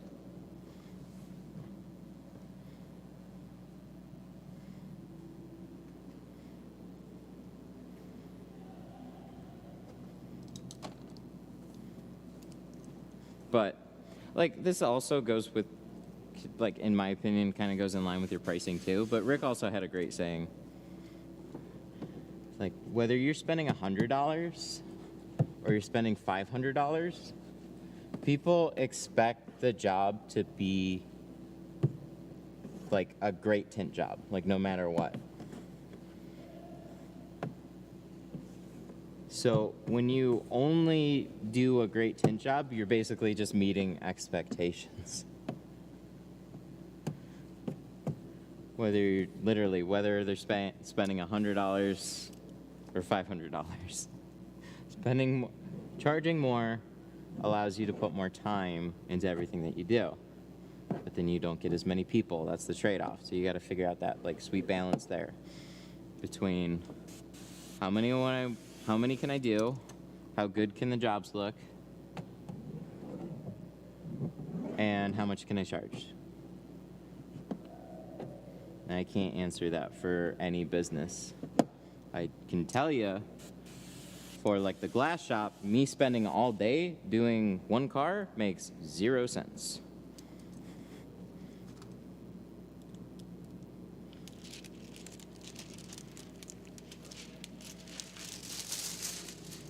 They're not they're not interested in doing tint at one car a day. So some businesses like you gotta do numbers. I fully understand.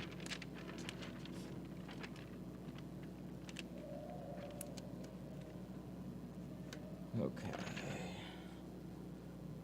Let's get this in place. I've been really impressed with their back window patterns, though. They have been spot on so many times recently. Looking good. I got all my edges covered. Yes! With a little 1/8 inch border around the majority of it, which is perfect. That's what I want to see.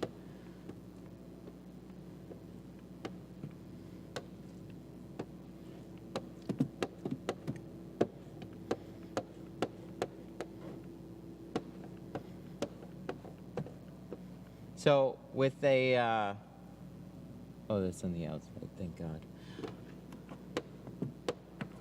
So on back windows and quarter windows, which I'm sure a lot of you know, because we have a nice ceramic border and plotter cuts are usually very like smooth and clean, the only thing we have to worry about is making sure our window is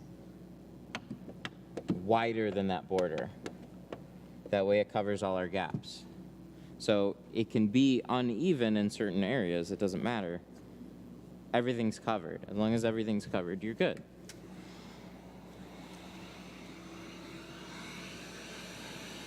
Doors, you have a fixed edge. So on the sides and the bottom, you have some tolerances there that you can play around with.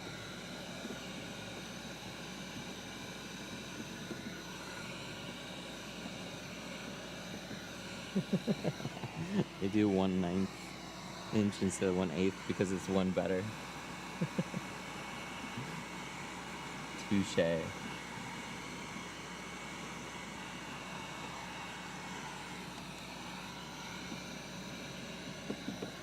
But doors at the top edge, so you'd have to go back, and in a lot of cases you can, like if your pattern is long enough at the bottom, you can redo that top edge.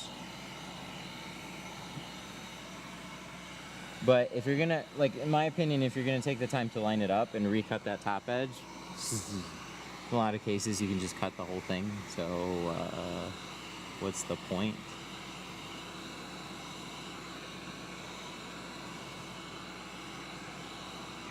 I'm getting dripped.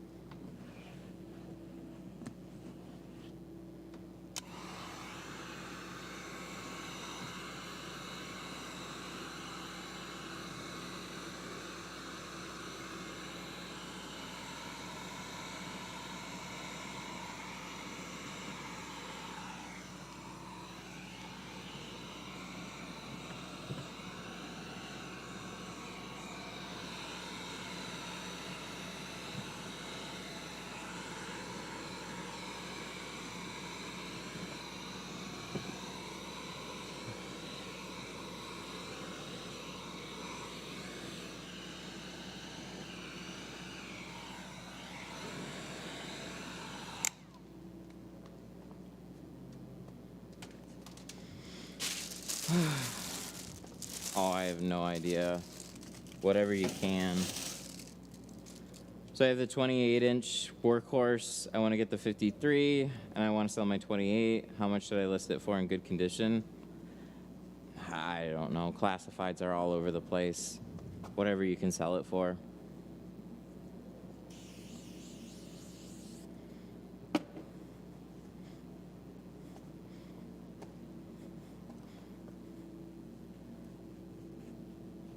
I just I hate reselling stuff, period. So many people are just wasting your time. They want to come out and see it. They don't show. They show up. They're just like, oh, okay, cool. Well, thanks. Have a good one. I just want somebody to like, hey, yeah, I'm actually going to buy it. Here's the money. I don't even care if it's less at a certain point. It's just like, can you just get this out of my life, please?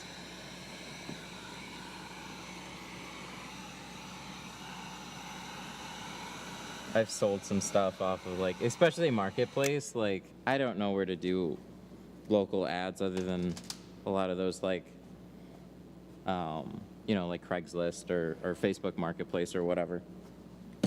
They're all just tough to deal with.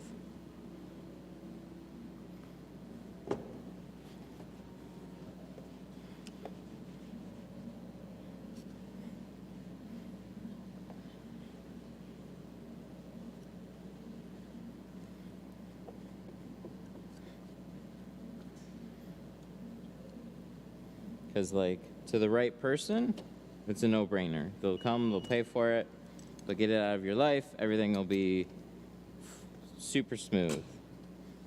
Sometimes that happens really fast, and sometimes it's literally months of, what's your best price? What's your best price?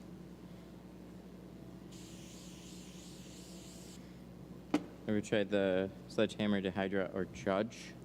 No, I haven't tried all of them. I saw the, what is it, Sledgehammer when it was new? I think it's changed since then, though.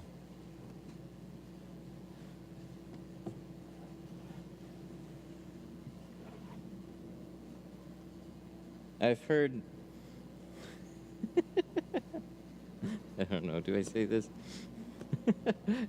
So, I talk to people, and they talk to other people,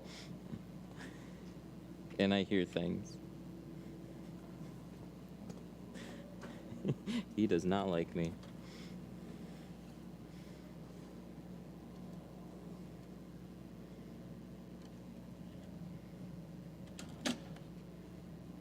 I don't know whose Cheerios I peed in, but I guess I did sometime. Oh my God. Oh wait. Oh, it did it right to the back. Really? Oh.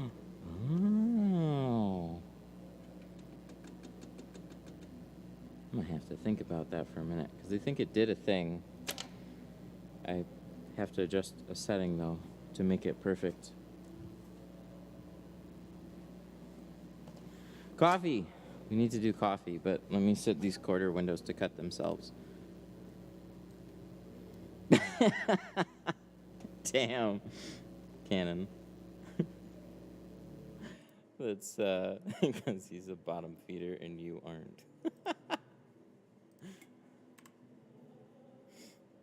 Nice.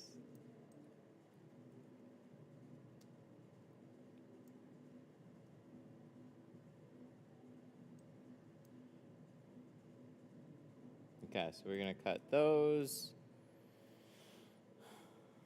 Let the think. GoPro. So that's cutting. See, it's a cut assistant. So while it's cutting, you can then go get coffee or work on the car. That's what it does. That's what it does well.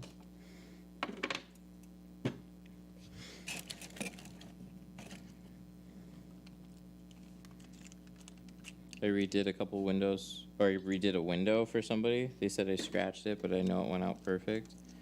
Woo! That's a tough one.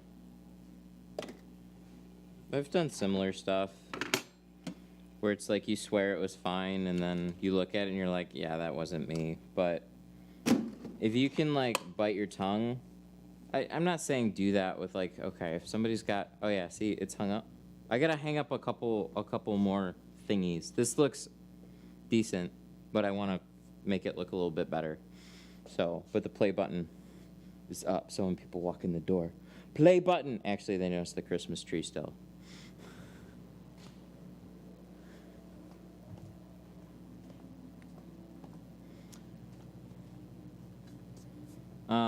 I still redid the window that he said it was scratched, even though I didn't do it.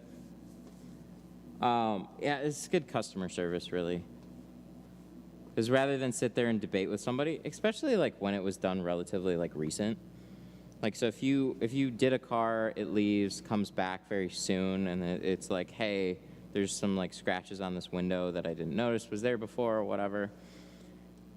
You can kind of pick up what could have been you and what would have been just like casual scratch damage, right? Like that's definitely a possibility. But that being said, you kind of like take one on the chin, I think is what they say. Because it's good customer service.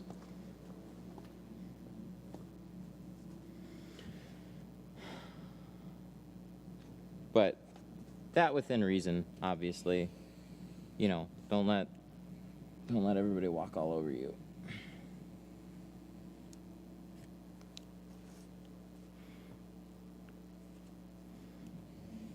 I've redone a fair amount of windows. There's one that came in with like the teeniest, like 2 little things that like if you get really, really close, it's like, yeah, I can see that. Wanted them redone. All right, take a seat. I'll get them done. You know, speaking of scratches.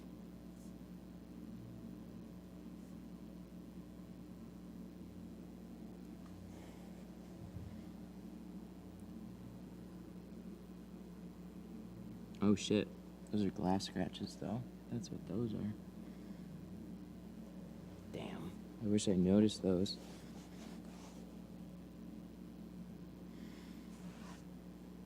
Oh well. I wish I noticed these before. These are glass scratches. Yeah. Yep. Definitely glass scratches.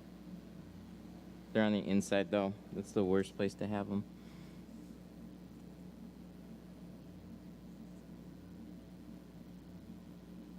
I think. What is that? Oh shit.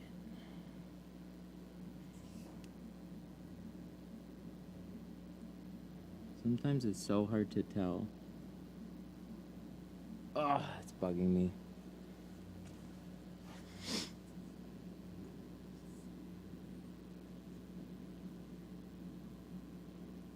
No, glass scratch, 100%.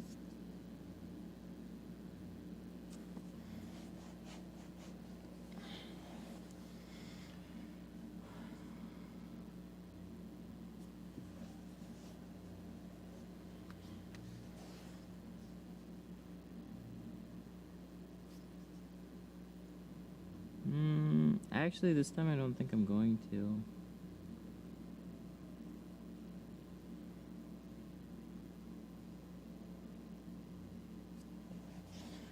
Oh, I've definitely put like a scratch in the film before.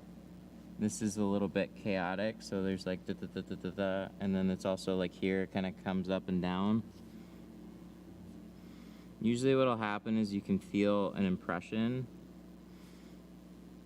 If it's the tint, you can feel an impression. And then also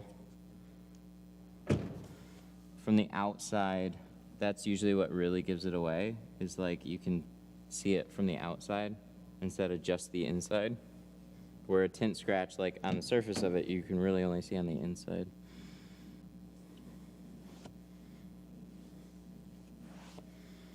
Not super uncommon. I just wish I would have saw it before, but yeah.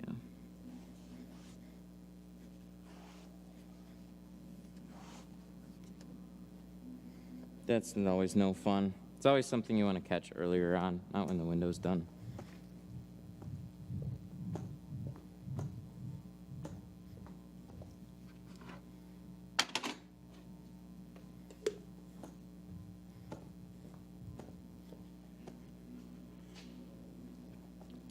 All right, let's continue, shall we? Yeah, at some point I feel like I just peel it to peel it, but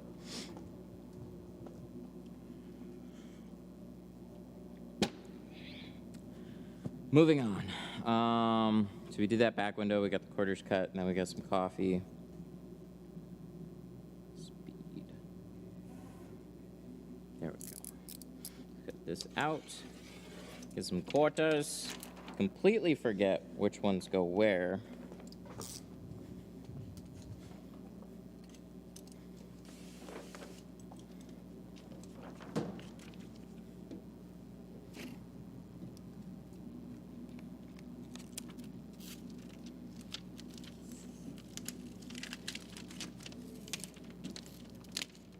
I wonder if I gotta check to see if I got a sunroof too. So I upped the pressure for this cut. That was nice. That went really, really smooth. It's actually pretty easy to dial in Pro Nano because it's so much thicker than the liner. What time is it? 12:30. Yep.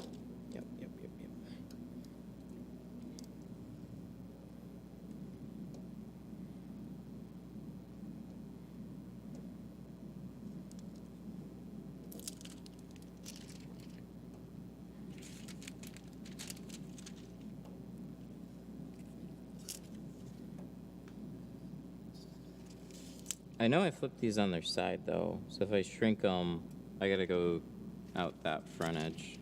Just gotta remember where that front edge is. But I do this too much. I cut patterns out and then I kind of guess where they are. This is probably on the other side though.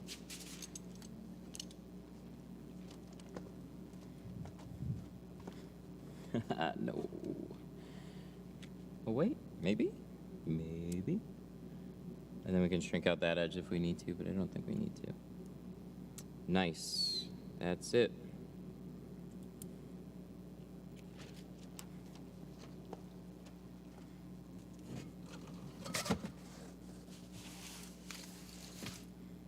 Oh yeah? Did an infinity door windows went good? You got the back window?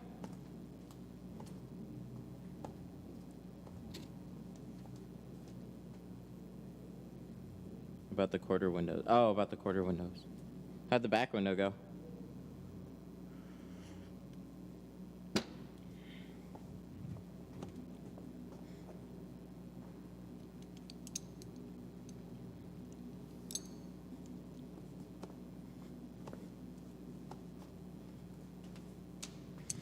It's a bad place to put something that can explode. That's probably a bad place too.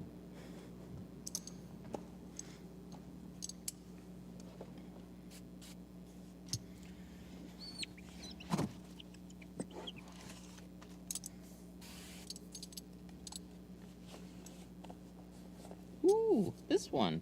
I like this one.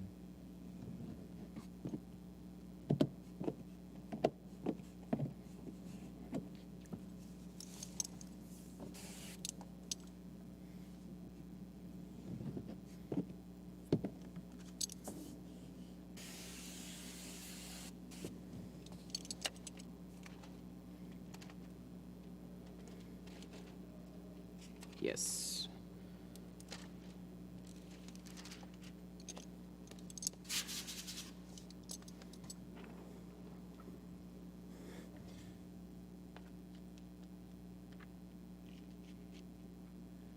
Yay!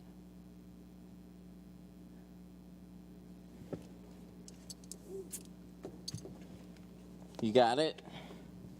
It's a little tight, but you got it. Nice. And then he wanted his windshield tinted, and you're like, oh, God. No, that's awesome. That's how it works.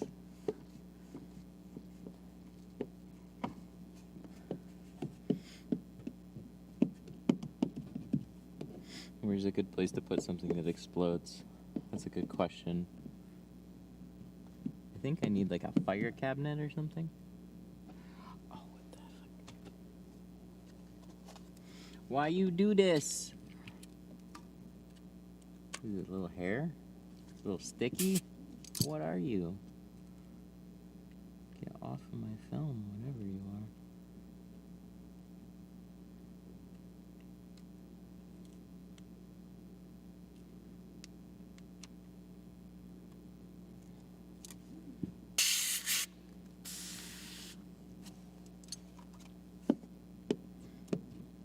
Before you tint, do you mark scratches and have proof?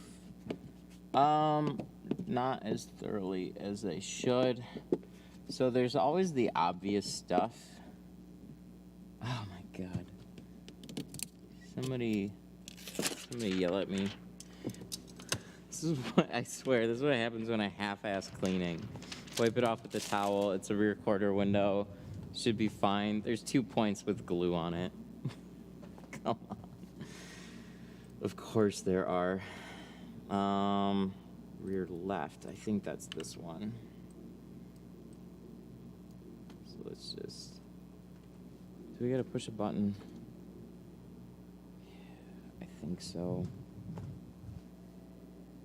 Okay. I think it was gonna screw up my whole cut if I didn't push that button. Well, now it's clean.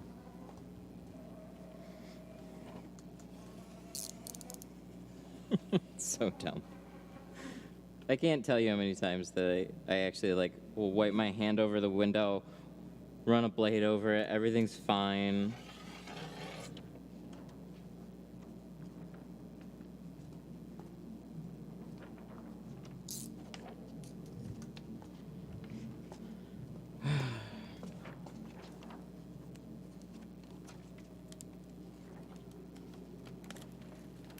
Slow down.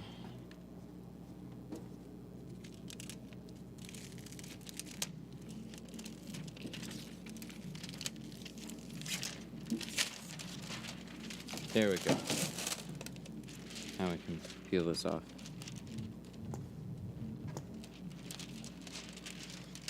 With all that liner.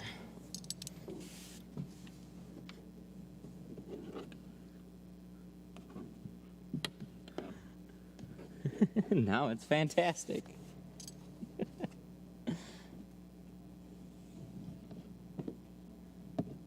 Just didn't catch it. Oh, but what I was saying, so damage is one of those things that you should put a few minutes into checking things out.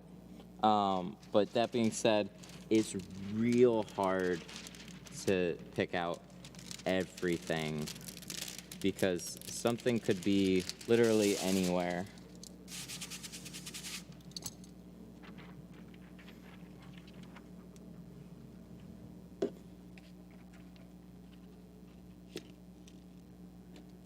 So, do as best as you can,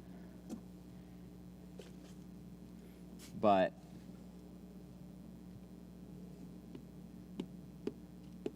cross your fingers for the rest.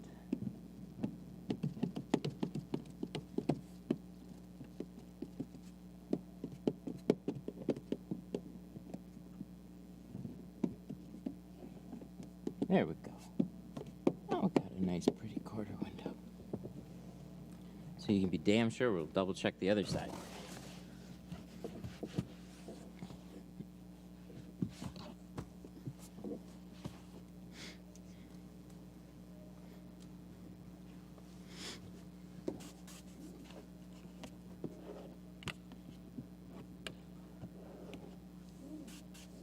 Feels rough. Feels a little rough.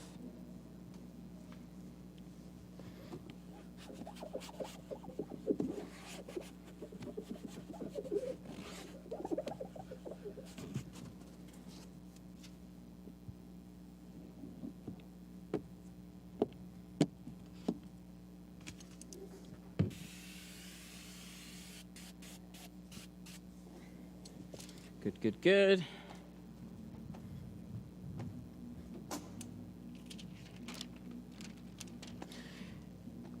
You know, I don't mind a lot of music, but whatever beat that they're playing, I swear, has been the exact same beat for about the past hour. I think that's the biggest problem I had with people playing like house music. It's like it'll be like the same weird beat for like over an hour straight, and at some point you're like, all right, can we do a different song?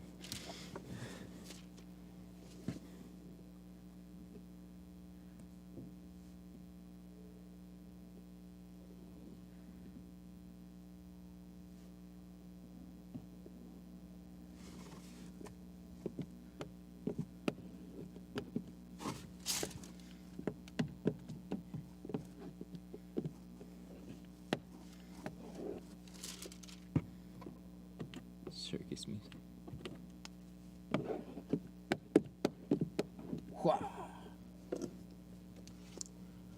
Good, good, good.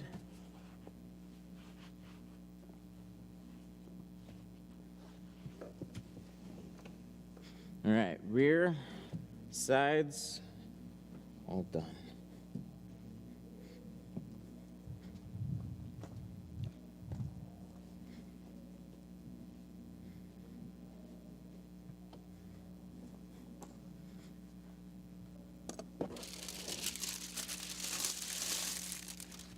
And here I thought the flooring crew was annoying. But whoever's doing all of that. No, no, no. Oh, what the heck? What is that? I see a thing. Hang on. It's like one little guy right here. Actually, it's a big guy.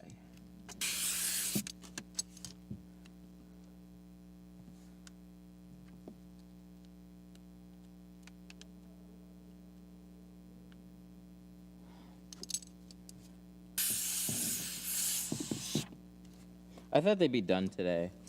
Remember all that pounding that happened the other day? That's all going on right now.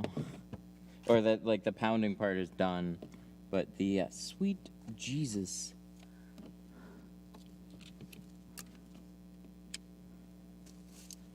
It's like, oh my God. Beat up by a quarter window on a CRV. I did it again.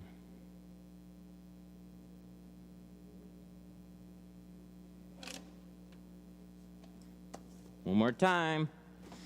That's like that beat. Let's just do it one more time.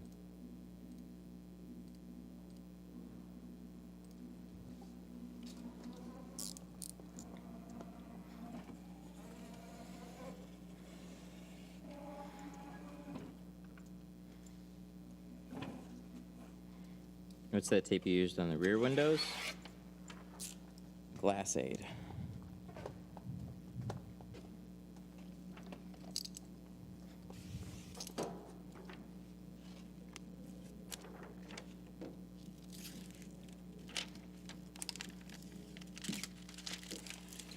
No, there's like grit there.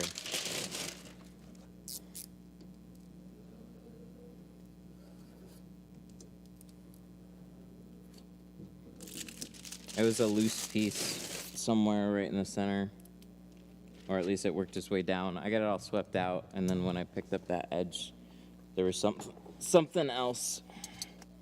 Something else.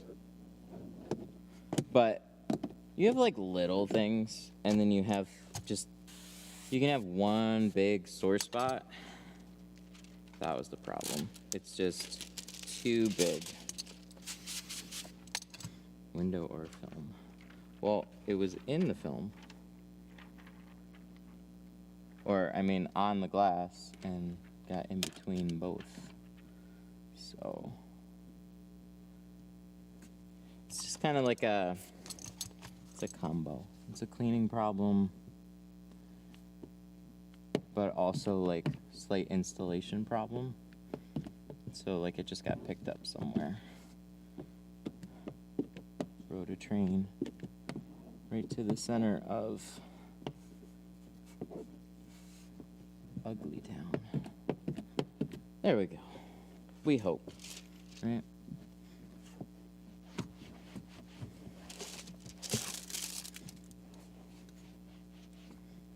Third time's the charm.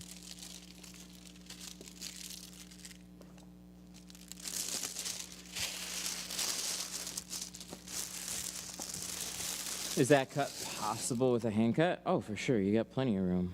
Just glass 8 or shine a light on the outside and zoop, cut the whole thing out. Oh yeah, no problem. It's just faster, especially when you make a mistake. Pick it up on a plotter. You're all free and clear. All right, so where is my longer roll? The box is empty. It's probably over here. There it is. So continuing on the 50% train, we're going to throw that over on the windshield.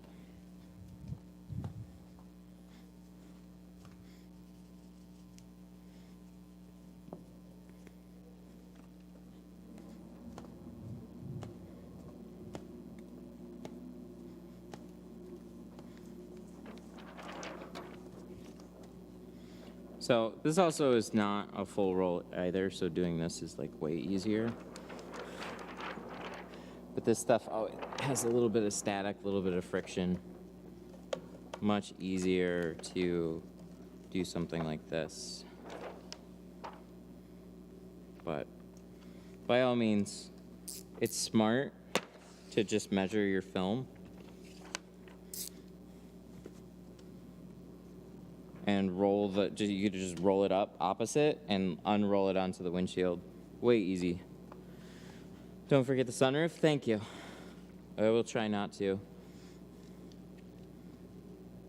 I have it in mind up until I go to wipe down the rest of the car and say it's done, and then somebody's like, what about the sunroof? And I'm like, ah!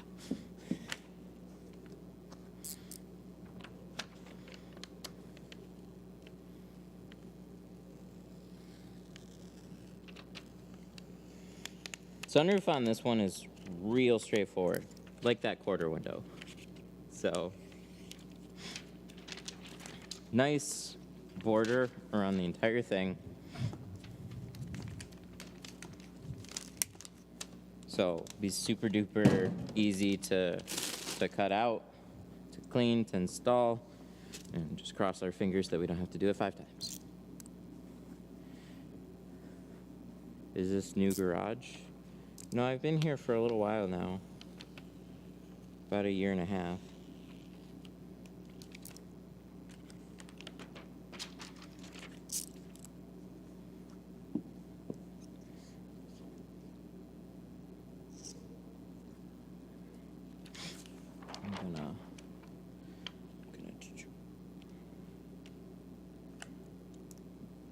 Is it true sunroof glass is fragile? All glass is fragile.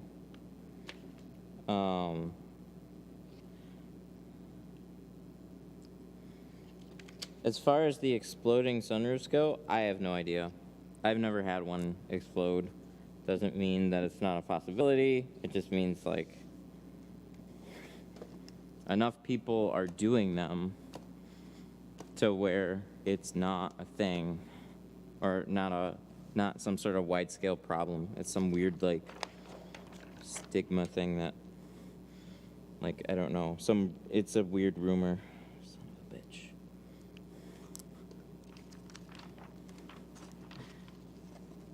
Have you broken glass? Sure. There was a couple of,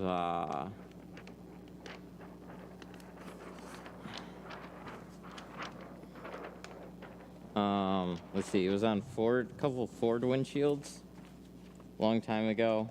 Removed the mirrors in a dumb way and literally pulled a chunk of glass. They were like cheaper aftermarket windshields too, but it was a dumb way to remove them. Some glass shops told me to do it that way. Other installers told me to do it that way. yeah, 90% of the time it's fine until all of a sudden it's not. So be careful out there.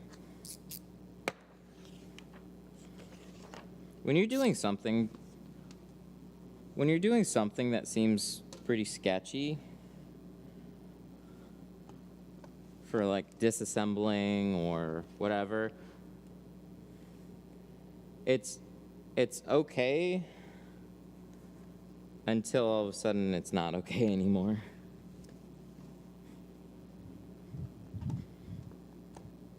Like, like there was, I don't think he'd mind. You can even ask him about it. So, Rick had this way to remove the clip-down Ford mirrors. So there's the easy ones and then there's the harder ones. He had a way to remove it with a 1/4-inch drive for our socket. It was like the perfect size. And he would take it and hammer it in between the tab, and he's like, it's the perfect size. And I'm like, that seems sketchy as hell. And he's like, no, it's fine. I've never broken one. And that's true. He never broke one until all of a sudden one day he's like, so I broke one of those Ford mirrors or those Ford windshields. I'm like, son of a bitch. He's like, yep, guess I'm never doing that anymore. Yep, they are expensive lessons. And no matter what, you're going to have those lessons. You can try and be as safe as you can. But it's one reason why, like, you have to make money, because you have expenses, and then you also have unforeseen expenses too that you have to make up for. So a lot of time on those, you're usually losing out on the tint job at that point.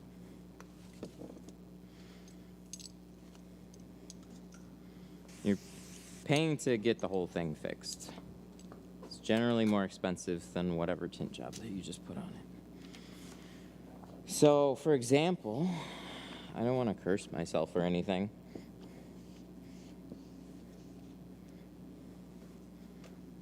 but these windshields, for example, with all the cameras and stuff, like I know on the Accords, this windshield to get replaced and recalibrated on the Accord is $800.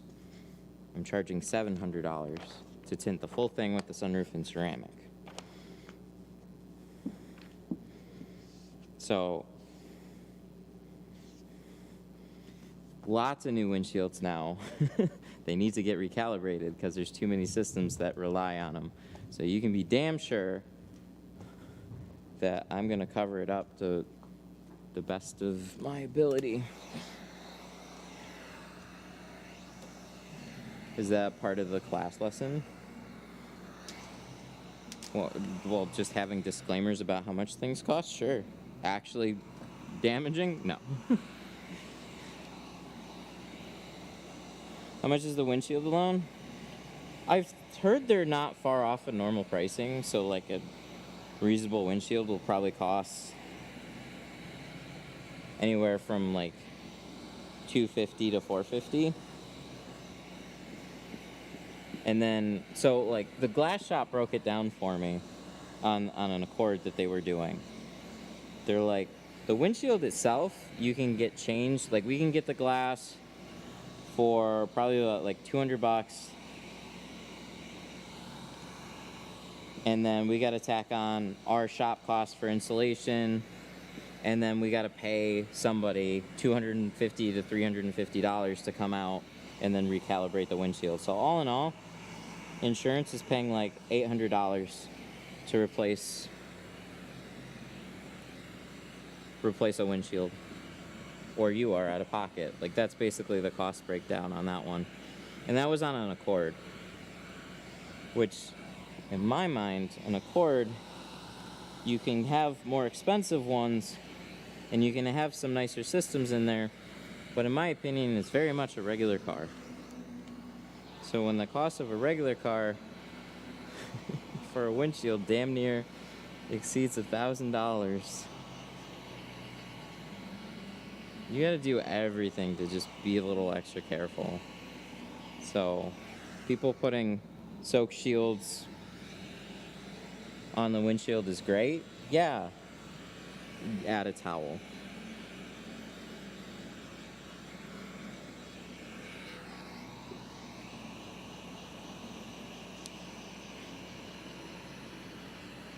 The new tech will be expensive repairs when it malfunctions.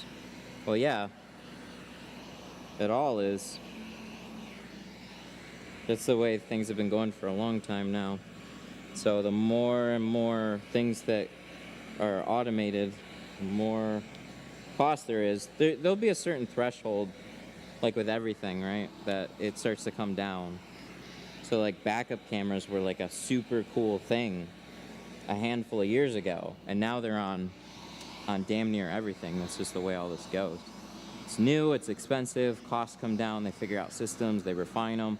Same thing will happen with some of these ADAS systems. They're just real sensitive right now, though.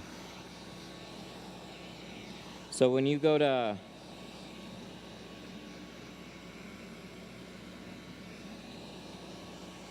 I have an 03 Tahoe that's easy to fix. And that's nice. I'd rather drive something newer, but I can appreciate that too.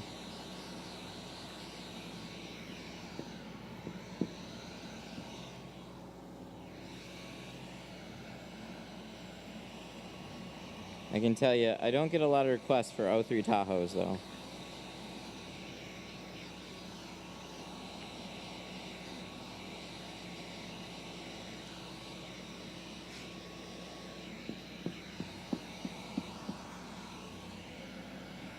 Yeah, Backup cameras became mandatory. Same thing for ADAS systems. They're becoming mandatory. By a certain year, every vehicle will be required to have one.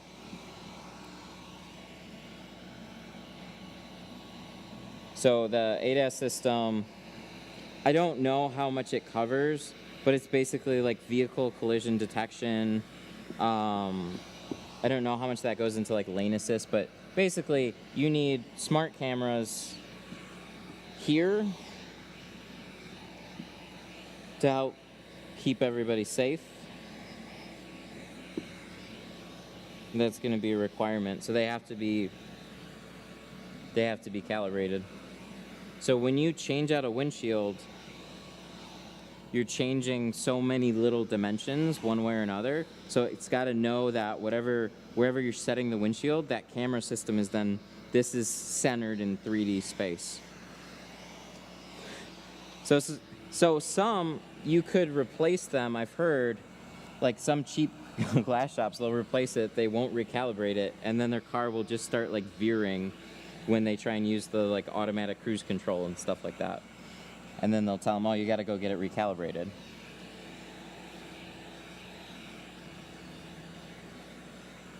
Actually doing it the right way, recalibrating the windshield properly, you need, right now you need a good amount of runway space.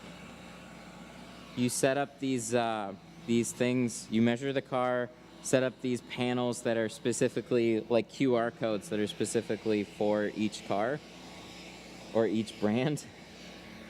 And then you go in proprietary software and you run the system to recal it.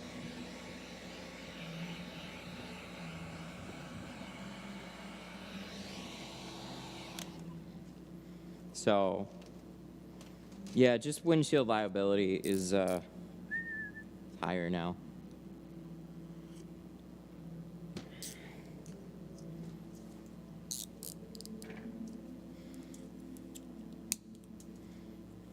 That heat gun doesn't melt the protective film. I'd be scared to mess it up. Well, it can. With window tint, you're basically melting the entire piece of film. You're shrinking it. So it's a fine line in between too much, too little, creasing, distortions.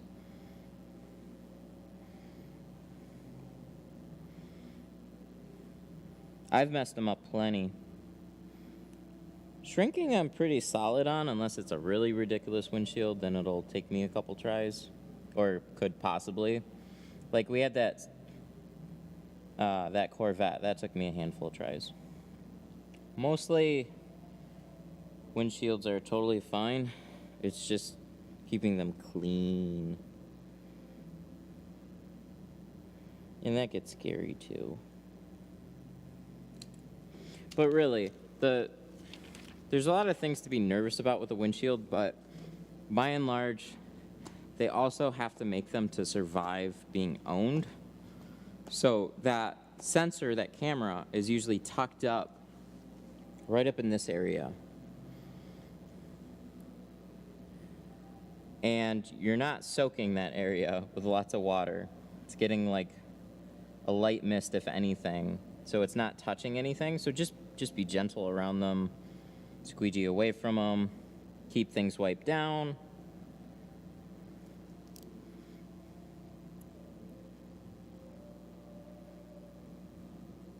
And you'll be okay.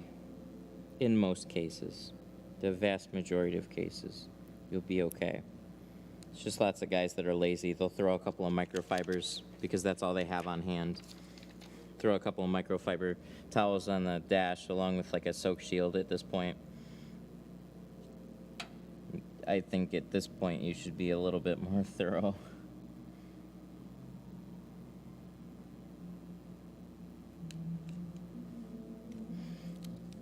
In Cali, you see a bunch of 2000s Tahoes. In Michigan, they all rusted away. Or people don't want to pay that much to get them tinted, so they still might be around. I just don't do them very often.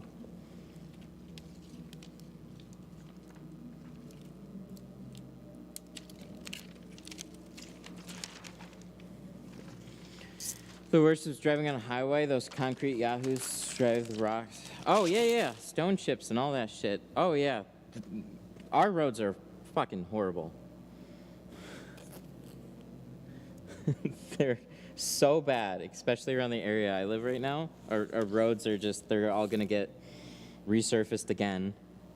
In a particular area, it was just they were ravaged over winter. Like they were really bad going into last year, and they got just like, oh my god. There was a freeway. The problem here is, like in a lot of states, but water goes in the cracks in the road, freezes, and just destroys everything. And then they put this like shitty black rock stuff over it as a patch, and it just like disintegrates really fast and then kicks up lots of little rocks all over the place. We had this freeway, this like one of the main freeways into Detroit had to get like completely redone. There were friggin' craters in between the seams of like where they poured the concrete, basically. So like it was gradually getting worse, and then one year it just got so terrible that you could fit the entire wheel width of a wheel. This whole wheel would fit right in between it, and it was just destroying. It was destroying so many fucking cars. So like changing from lanes to lanes, it was scary work. You had to time it, or else you're just gonna destroy your whole car. So terrible. Put this down here. So yeah, they shut down the freeway, they redid the whole thing, it's all nice and beautiful now. And around this area, it's not quite that terrible, but it's pretty bad. In my state, they just put a Band-Aid on the road, but they keep making money from people. Oh yeah. Like, as a construction company, this is what's real screwed up. As a construction company, you don't get paid to make a road good. You get paid to put a Band-Aid on it, and then you get called out again to put another Band-Aid on it. Oh, this is a terrible idea. Where's my stick?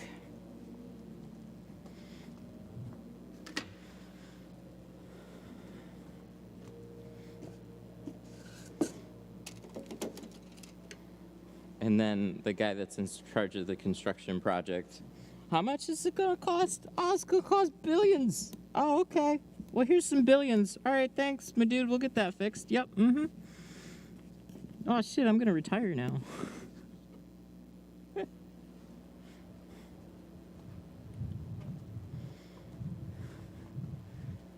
So it was, man. So there, the main road that my shop is kind of off of,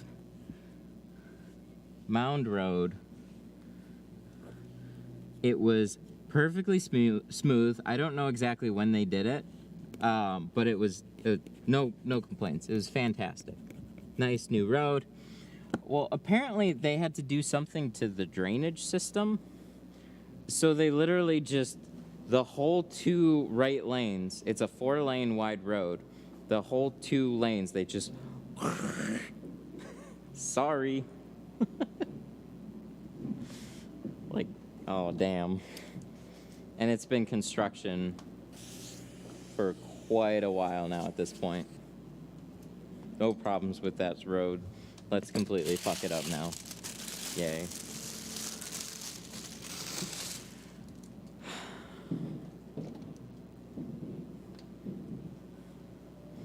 Michigan, we have winter and we have construction. Okay, so this is all pretty much covered up. Towel pretty much covered as much as I wanted it to. Tucked in there pretty nicely.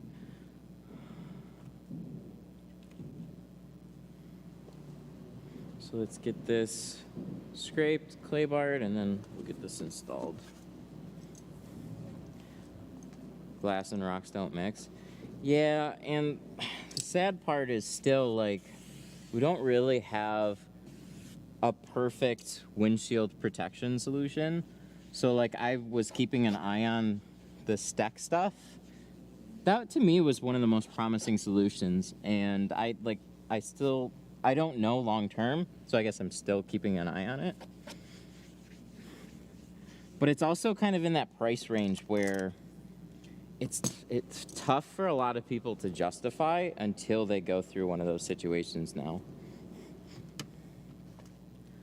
So if you have comprehensive on your insurance, then it's not out of pocket in Michigan so much, like just a light deductible, I think, in most cases.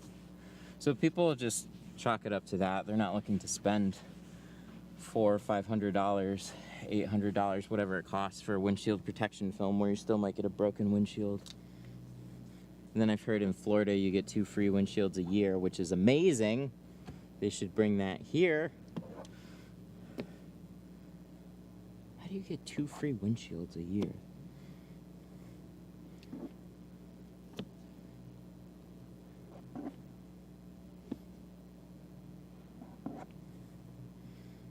Michigan, we have no fault insurance, but that's still find fault at the person that caused the accident. I don't know, it makes no sense to me. It's supposed to be, the idea of no fault insurance is if there's an accident, you just are in an accident, and so it's nobody's fault, everybody gets taken care of. But then what actually it is it's called no fault insurance, and then the insurance companies, they sue each other, and then there's still, like, the person that's at fault still gets a ticket. I don't fucking know. It's the weirdest thing to me. Makes no sense.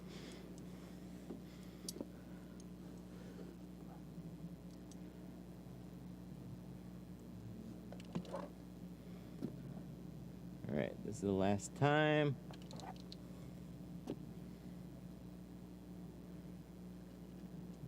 All in, the bigger the car, the more you pay for road tax.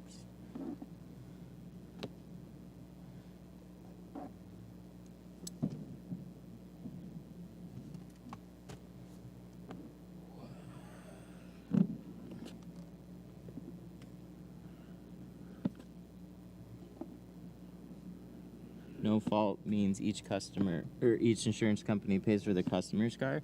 Yeah, but then the other insurance company sues the other one, and so they still pay.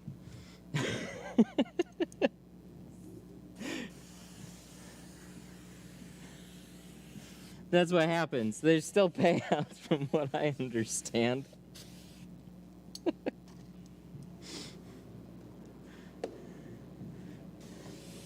So, like, if you're at fault for your insurance company, your rates get jacked up too. It's not just, oh, well, sorry about that. Glad you had insurance. Have a good day. No, it's like, screw you, man. You cost us money now. We're going to make it hurt for you to be a customer.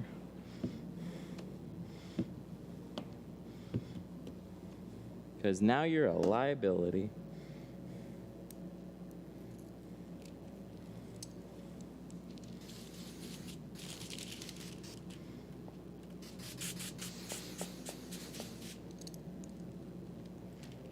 Right, but your car gets fixed either way. You don't have to wait to get a repair while they figure it out. Oh.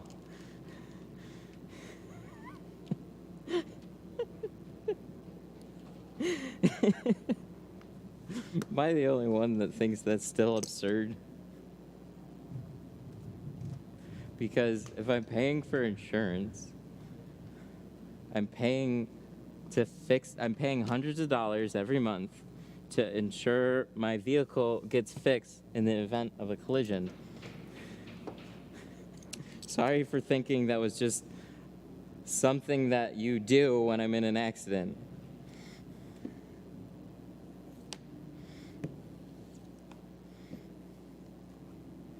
Insurance companies, their job is to make sure that you are not a liability, and then you still pay them monthly. That's their job. Because as soon as you cost them money, you're no longer a profit margin for them. But you're legally required to have it. Like PLPD, nothing will happen to your car. But the other car, that's okay. Your rates should not go up. That's what they say. But then they have policies that change like every 3 to 6 months, and they auto renew into a new policy that should stay the same price until something happens, and then oh, sorry. Look at that, rates went up.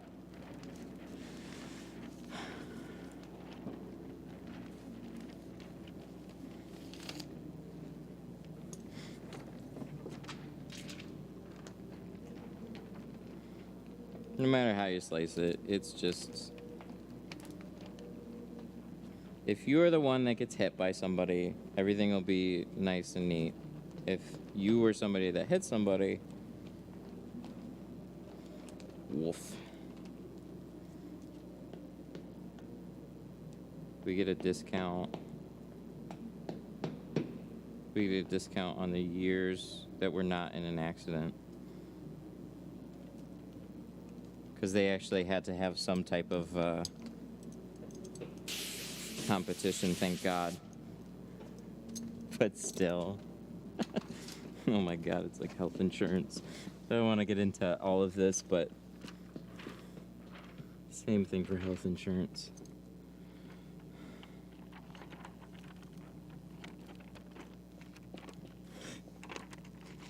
With no fault. With no fault, it goes up for everybody because nobody is at fault. I don't know, that sounds like punishment then for everybody. Nobody's fault is now everybody's fault.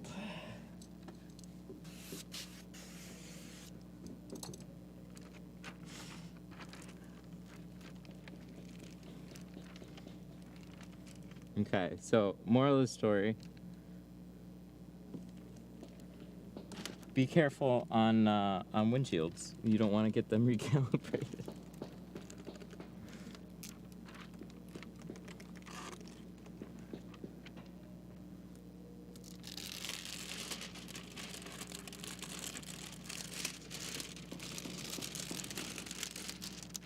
Oh no! Guys, I can't do anything. Canon.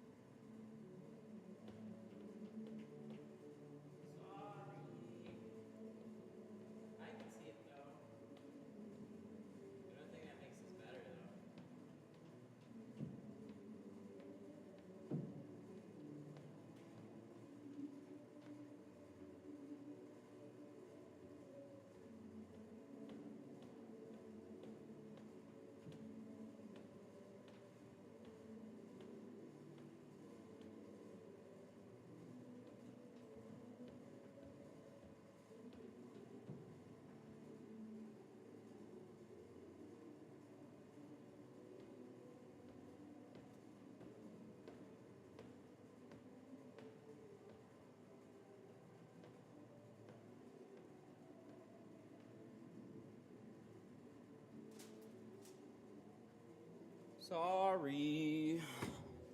Here.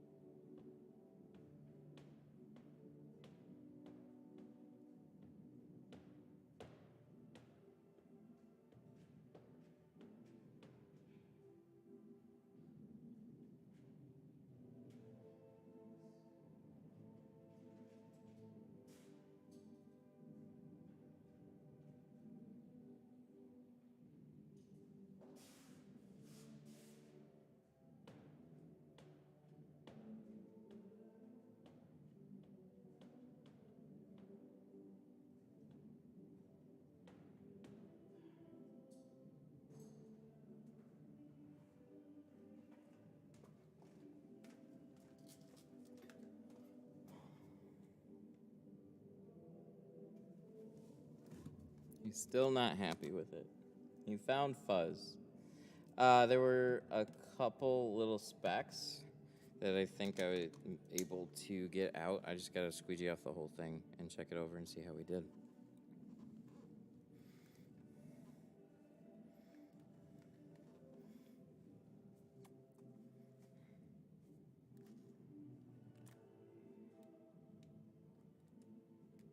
Okay. Let's let this reconnect.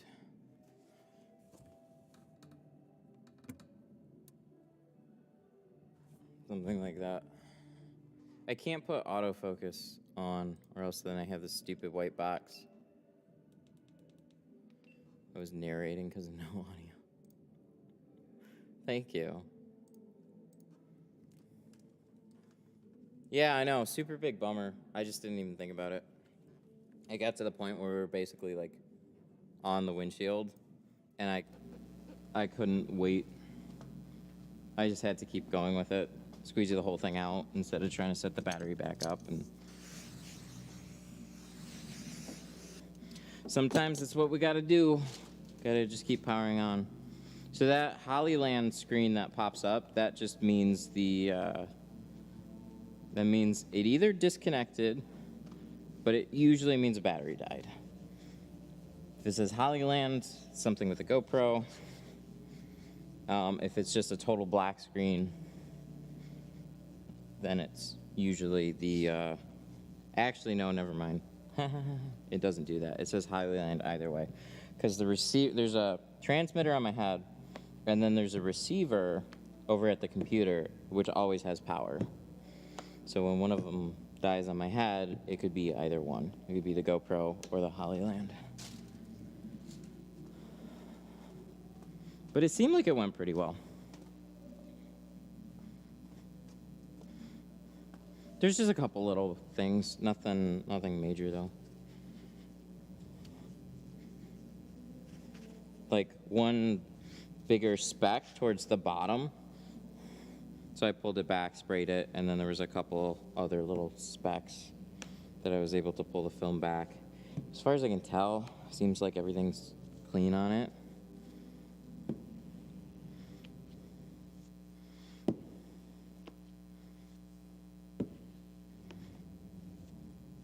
Hopefully no reason for alarm. But that's what you guys saw.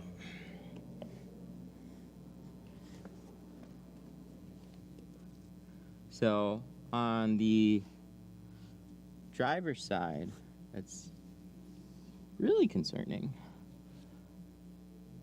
But hopefully the silver lining of doing a CRV windshield is how much space you have around the edges. So when you have to fix something, everything peels back up nice and far away from the sides where there's not going to be a lot of dirt to collect.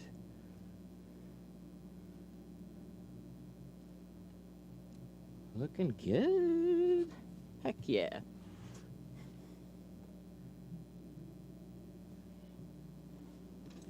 There's a background hum on this mic. I wonder if I still got plugged in power. That'll do it. See, I got one here, one little black speck right on the edge. That's basically what I was removing. When you do that a couple of times, it's not surprising to have another one somewhere else. But when it's on the edge, yay, because then I don't have to peel the whole thing up. Ah, that's this one. Oh, I'm so sorry. I wish you guys told me earlier. This charger leaves a hum.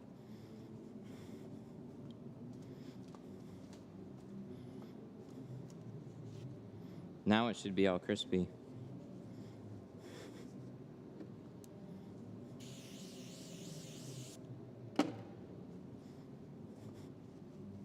I have a couple of USB-C chargers there. One of them is like a laptop type charger. And the other one is a smaller wall wart charger.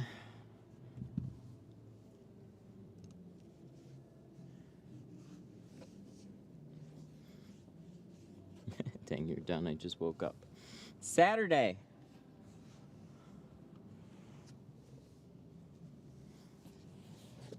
We got a sunroof to do, so we're almost done. Windshields are the last thing, minus the sunroof. So, looking good. Yep, this looks real good. I'm happy with this. Thankfully.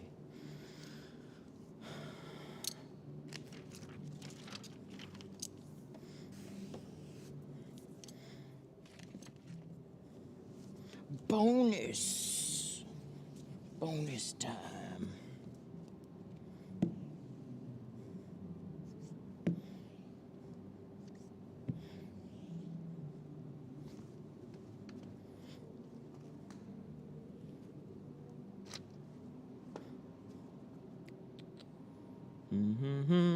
Yeah, let me pick this up.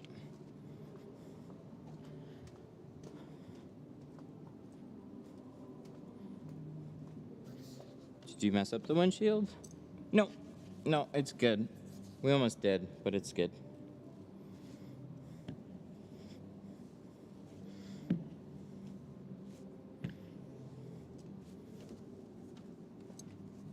So we gotta set this up.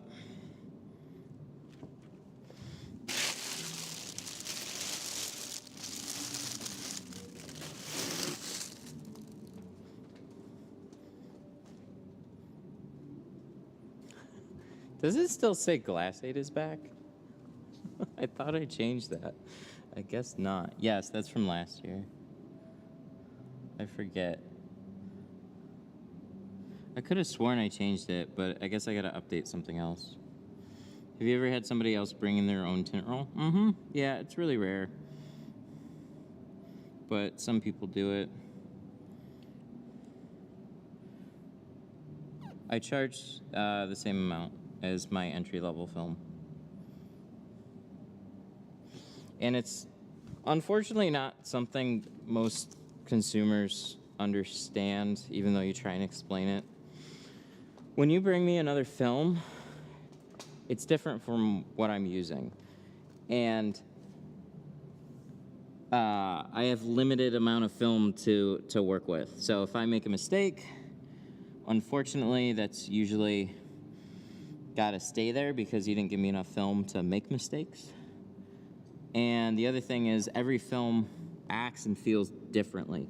So if you get in a manual, you get in somebody like a stick shift car, the clutch is at a different spot. It's the different feel.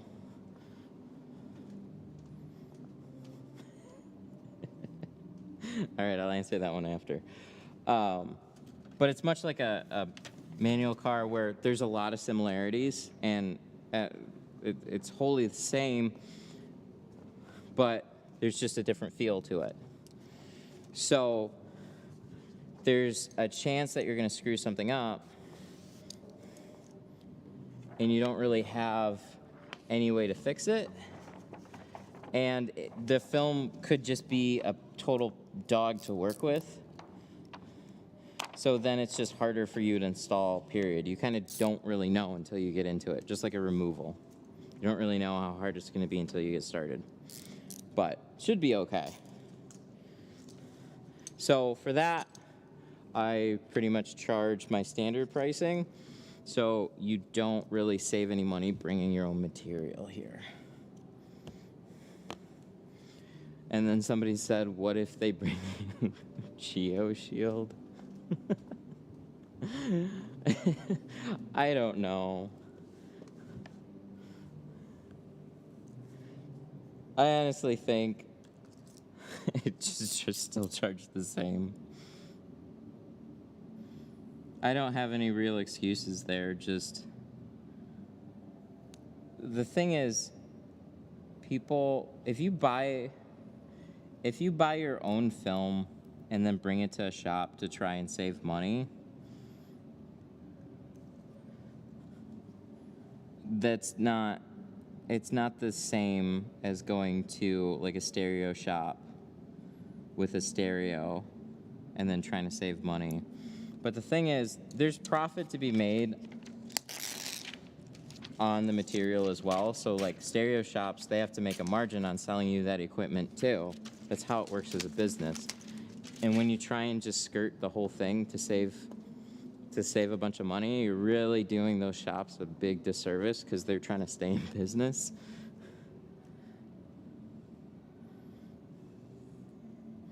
So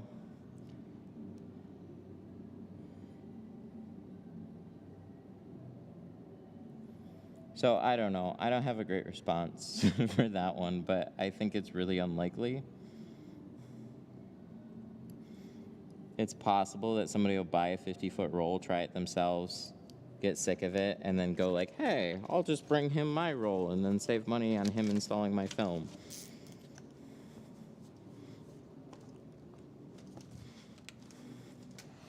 I don't like it.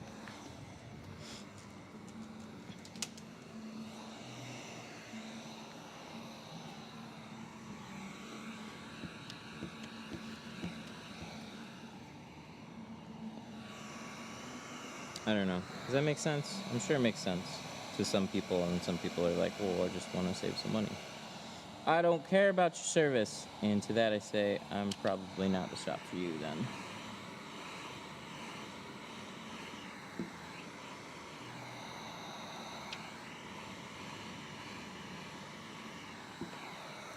I guess it's just like a respect thing.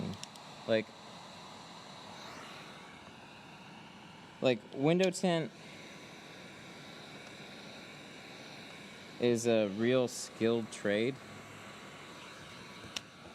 and you're really paying for a good experience, a good installation, like the whole bit.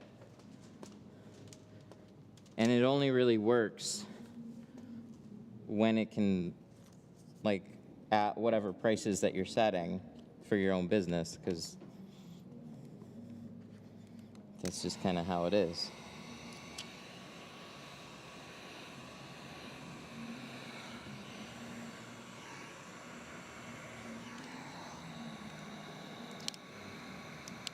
Come on, a little bit, just a little bit here. Sunroofs always have like a little bit more curve than I give them credit for. Or most of them do. So I'll just snap shrink the corners. They're wet. Makes sense just to snap shrink them. And then I'm gonna put this over on my glass board. The other thing to remember is how you, the film orientation, so don't just go swing it around and forget. So you put it on backwards. So this is the passenger side, the bottom is the driver's side. Basically, I just take it, swing it over to a glass board, but you could peel it off the top if you really wanted to.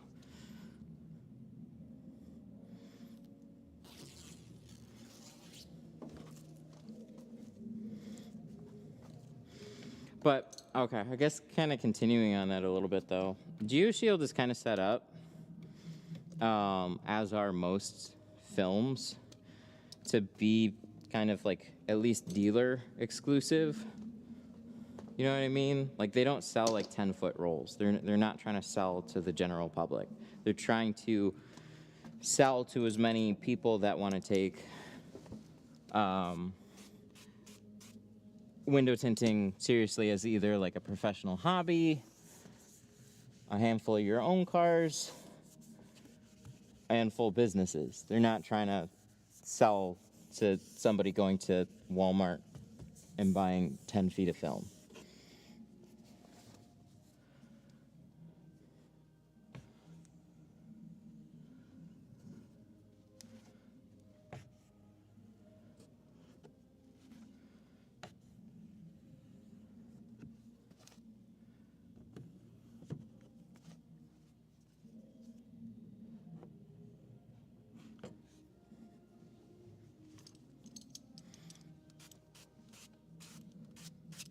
Oh, and then you got warranty and stuff like that too. So, how about this? I'd do GeoShield at maybe a small material discount, but again, it wouldn't come with a warranty because you're not leaving money there for there to be. So, that's what I say with any film. But that'll probably happen maybe once ever, if never.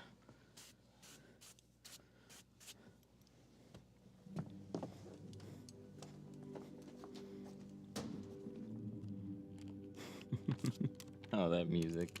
It's at least a different beat now.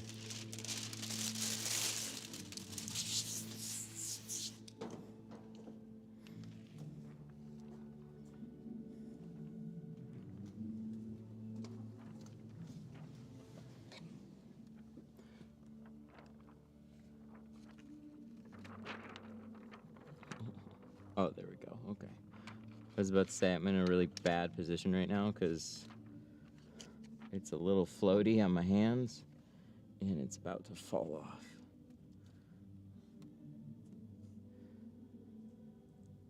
So sunroofs are fun.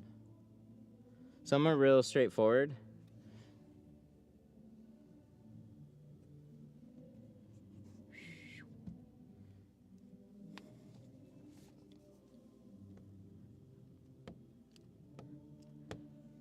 Your edges on the sunroof will drastically differ from sunroof to sunroof. This one's perfect. This one has all the space in the world to work with. I got the metal framing that attaches it to all the hardware. Nice big space.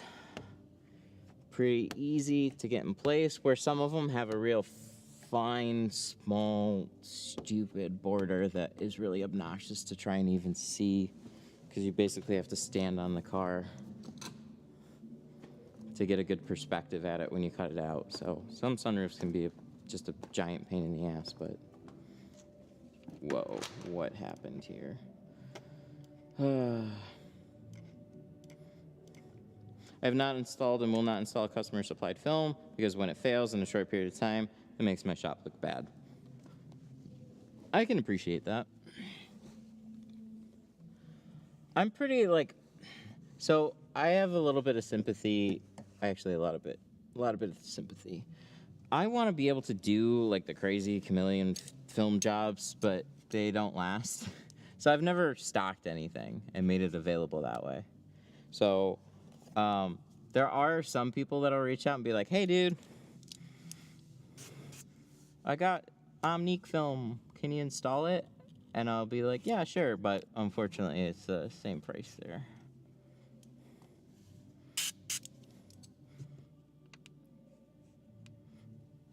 I actually just had that question.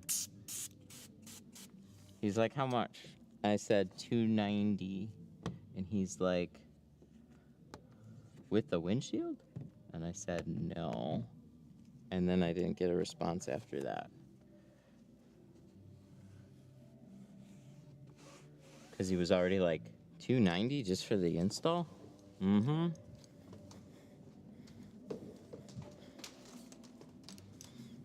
Buying your own tint and tinting it yourself, that saves you a lot of money.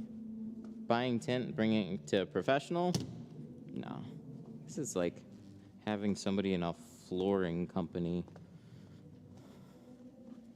I don't know any of that.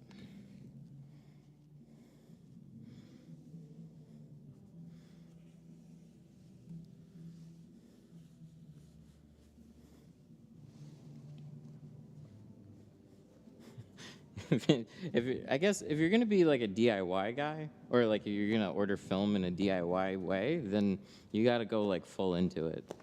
You gotta do the whole thing yourself.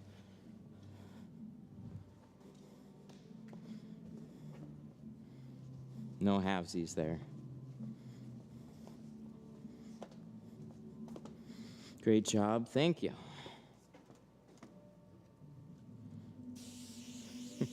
Handling the car, or handling the tint, moving it into the car makes it look like a pizza guy. Dude, I wish I had a clip from this guy. He legitimately would toss it into the air like it was a pizza. That was a back glass. I've only ever seen this one guy do it.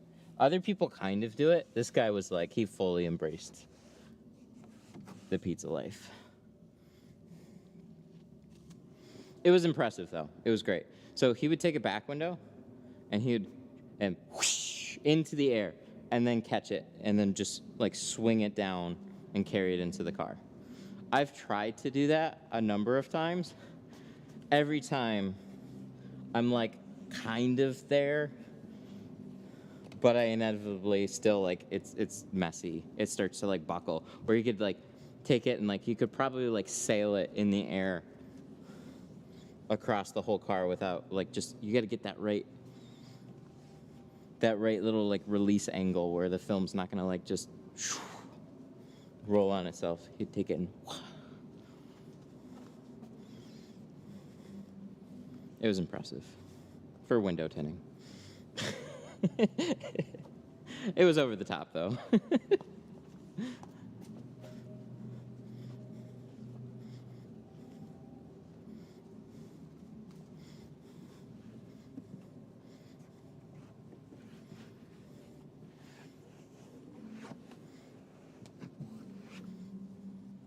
This looks good.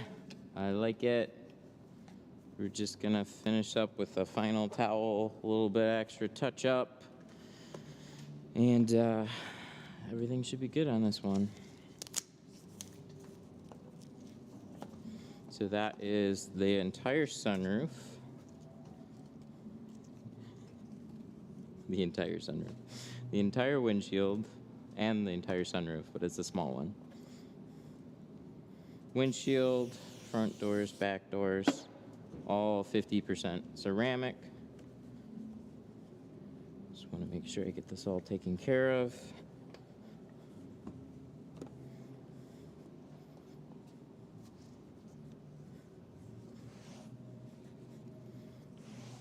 Looks very nice.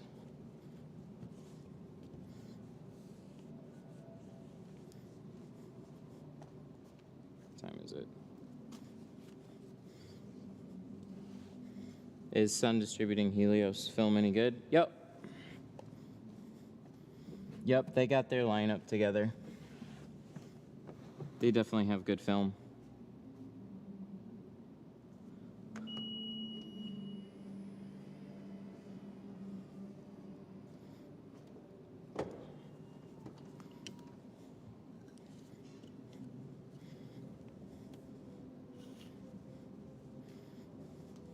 But I've known them for quite a long time at this point, so I know a little bit more behind the scenes. Yeah, it's definitely something I'd trust.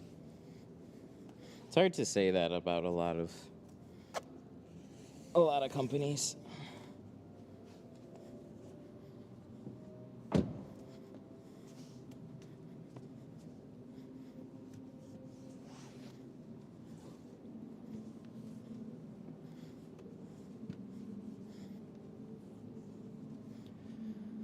Okay, I think that pretty much does it. Sunroof all good. Let's make sure all our stuff is out.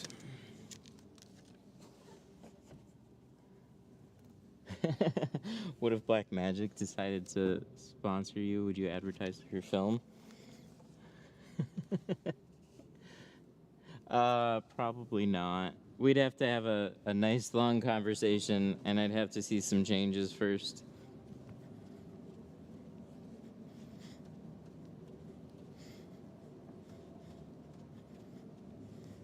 I mean,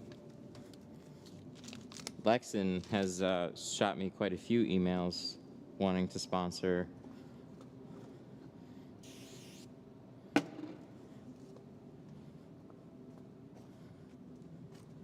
And I haven't taken them up on that. It just doesn't quite fit. I mean, it is film, and there are lots of people that say they like it. But I have a few strong personal reasons. So I haven't done it. And that's it. I think that's the last thing. So we'll shut up. We gotta make sure we know where the key is, and we'll shut the last of the doors. Do you need to meter any more windows? Oh, good point. I'd love to do the windshield really quick. Oh, key's right there. Looking to buy new fusion tools. Which squeegee blade is the best? If you want the best, try this one, the hybrid. It's awesome. I think my camera's like a little behind here. Hang on one second. It's gonna go black. It's gonna come back. Much better. Okay. This hybrid. Try this one. It's worth every penny. Been using it for quite a while now. Okay, so we got the key. So this is what 50 looks like. I mean, 50 is a light shade, and you can still see into the sides, especially when you bring this out into the sunlight. But when you do it on the windshield too, ooh.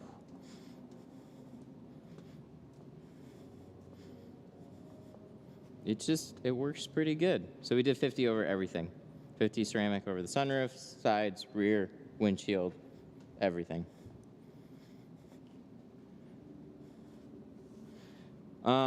Yeah, last little thing here, since we got a couple minutes. I want to take this guy, and we'll see where it meters. So at the beginning of the stream,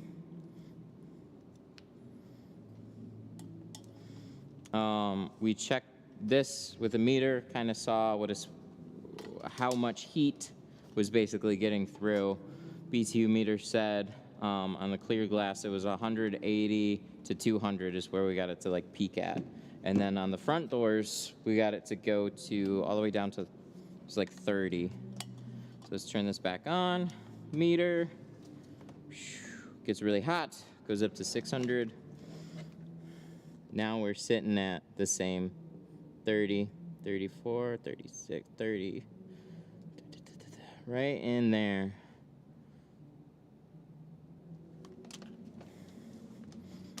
Pretty much on par. Yep, there we go. 34, 35. Pretty much on par with what we'd see on that windshield. About the same glass there. Front doors and windshield.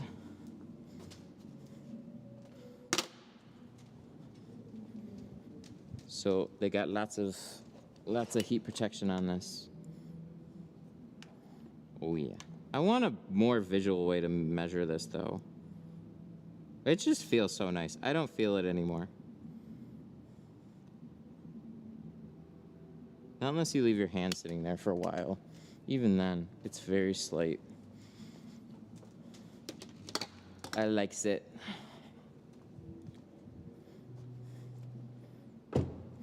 But yeah, I just want to do that with some more cars so we can get kind of a baseline of what to expect. I'd imagine most of them are going to kind of say that on a meter. So like, what's the before and after difference there? Canon.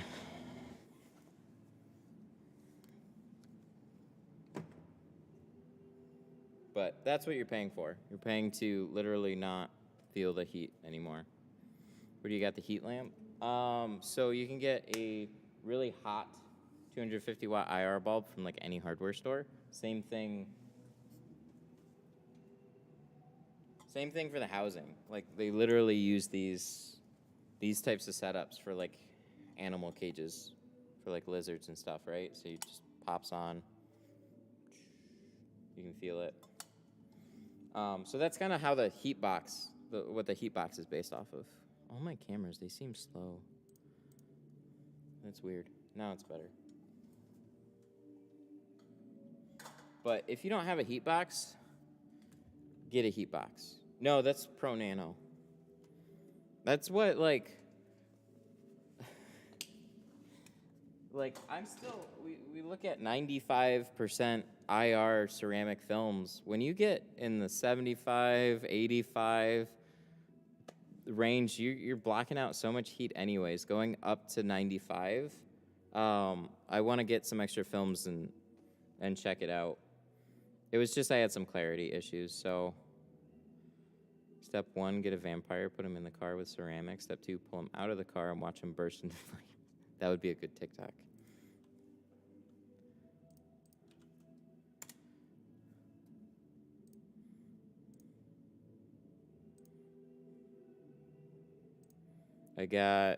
I have one window that is going to be here soon that peeled on, I think, like a Malibu or something. Belle Austin became a member. Oh, what the heck? How did I miss that? No supers. So I didn't miss anything. When did that happen? YouTube's so garbage sometimes. Like they used to show me recent super chats and like the whole list from the whole stream. They don't do that anymore. They time out and they go away. They're so garbage about showing me super chats. I have to go somewhere else to see them. What a bummer. Isn't that what they used to use to keep food warm also a while ago? Yes. Yes, so these IR bulbs are like, you use them for tanning, you use them to keep food warm. Like you can use them they've got a whole bunch of use cases. That's why they exist. But for window film, this is about as good of a representation as we have to like literally trying to pull your car out on a hot day. It's just a really easy way to illustrate, okay, if I'm getting ceramic, what am I getting? You're getting this. Like, I don't feel this anymore when I have ceramic in between there. Carbon blocks out about 50%. Dyed film, it cuts straight through. So you can have your car tinted in 5%, and then this one is tinted in 50%, so this is much lighter. But if you had just regular 5% versus ceramic 50%, you're going to feel way more heat sitting in there with the 5% than you would with this. But if you do 5% ceramic, same thing. Like, it's the ceramic part. Alrighty, my dudes. Well, I got that one coming in. So we're pretty much at the end today.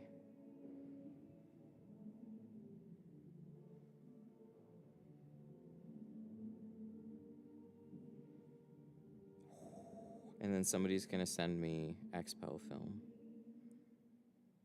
And that's going to be fun. Because I've been itching to put some of the films that people keep up here on a pedestal. I want to do a direct comparison between a bunch of them and just see, like, you know, if I'm going to spend this much in film, I'm going to get this much IR.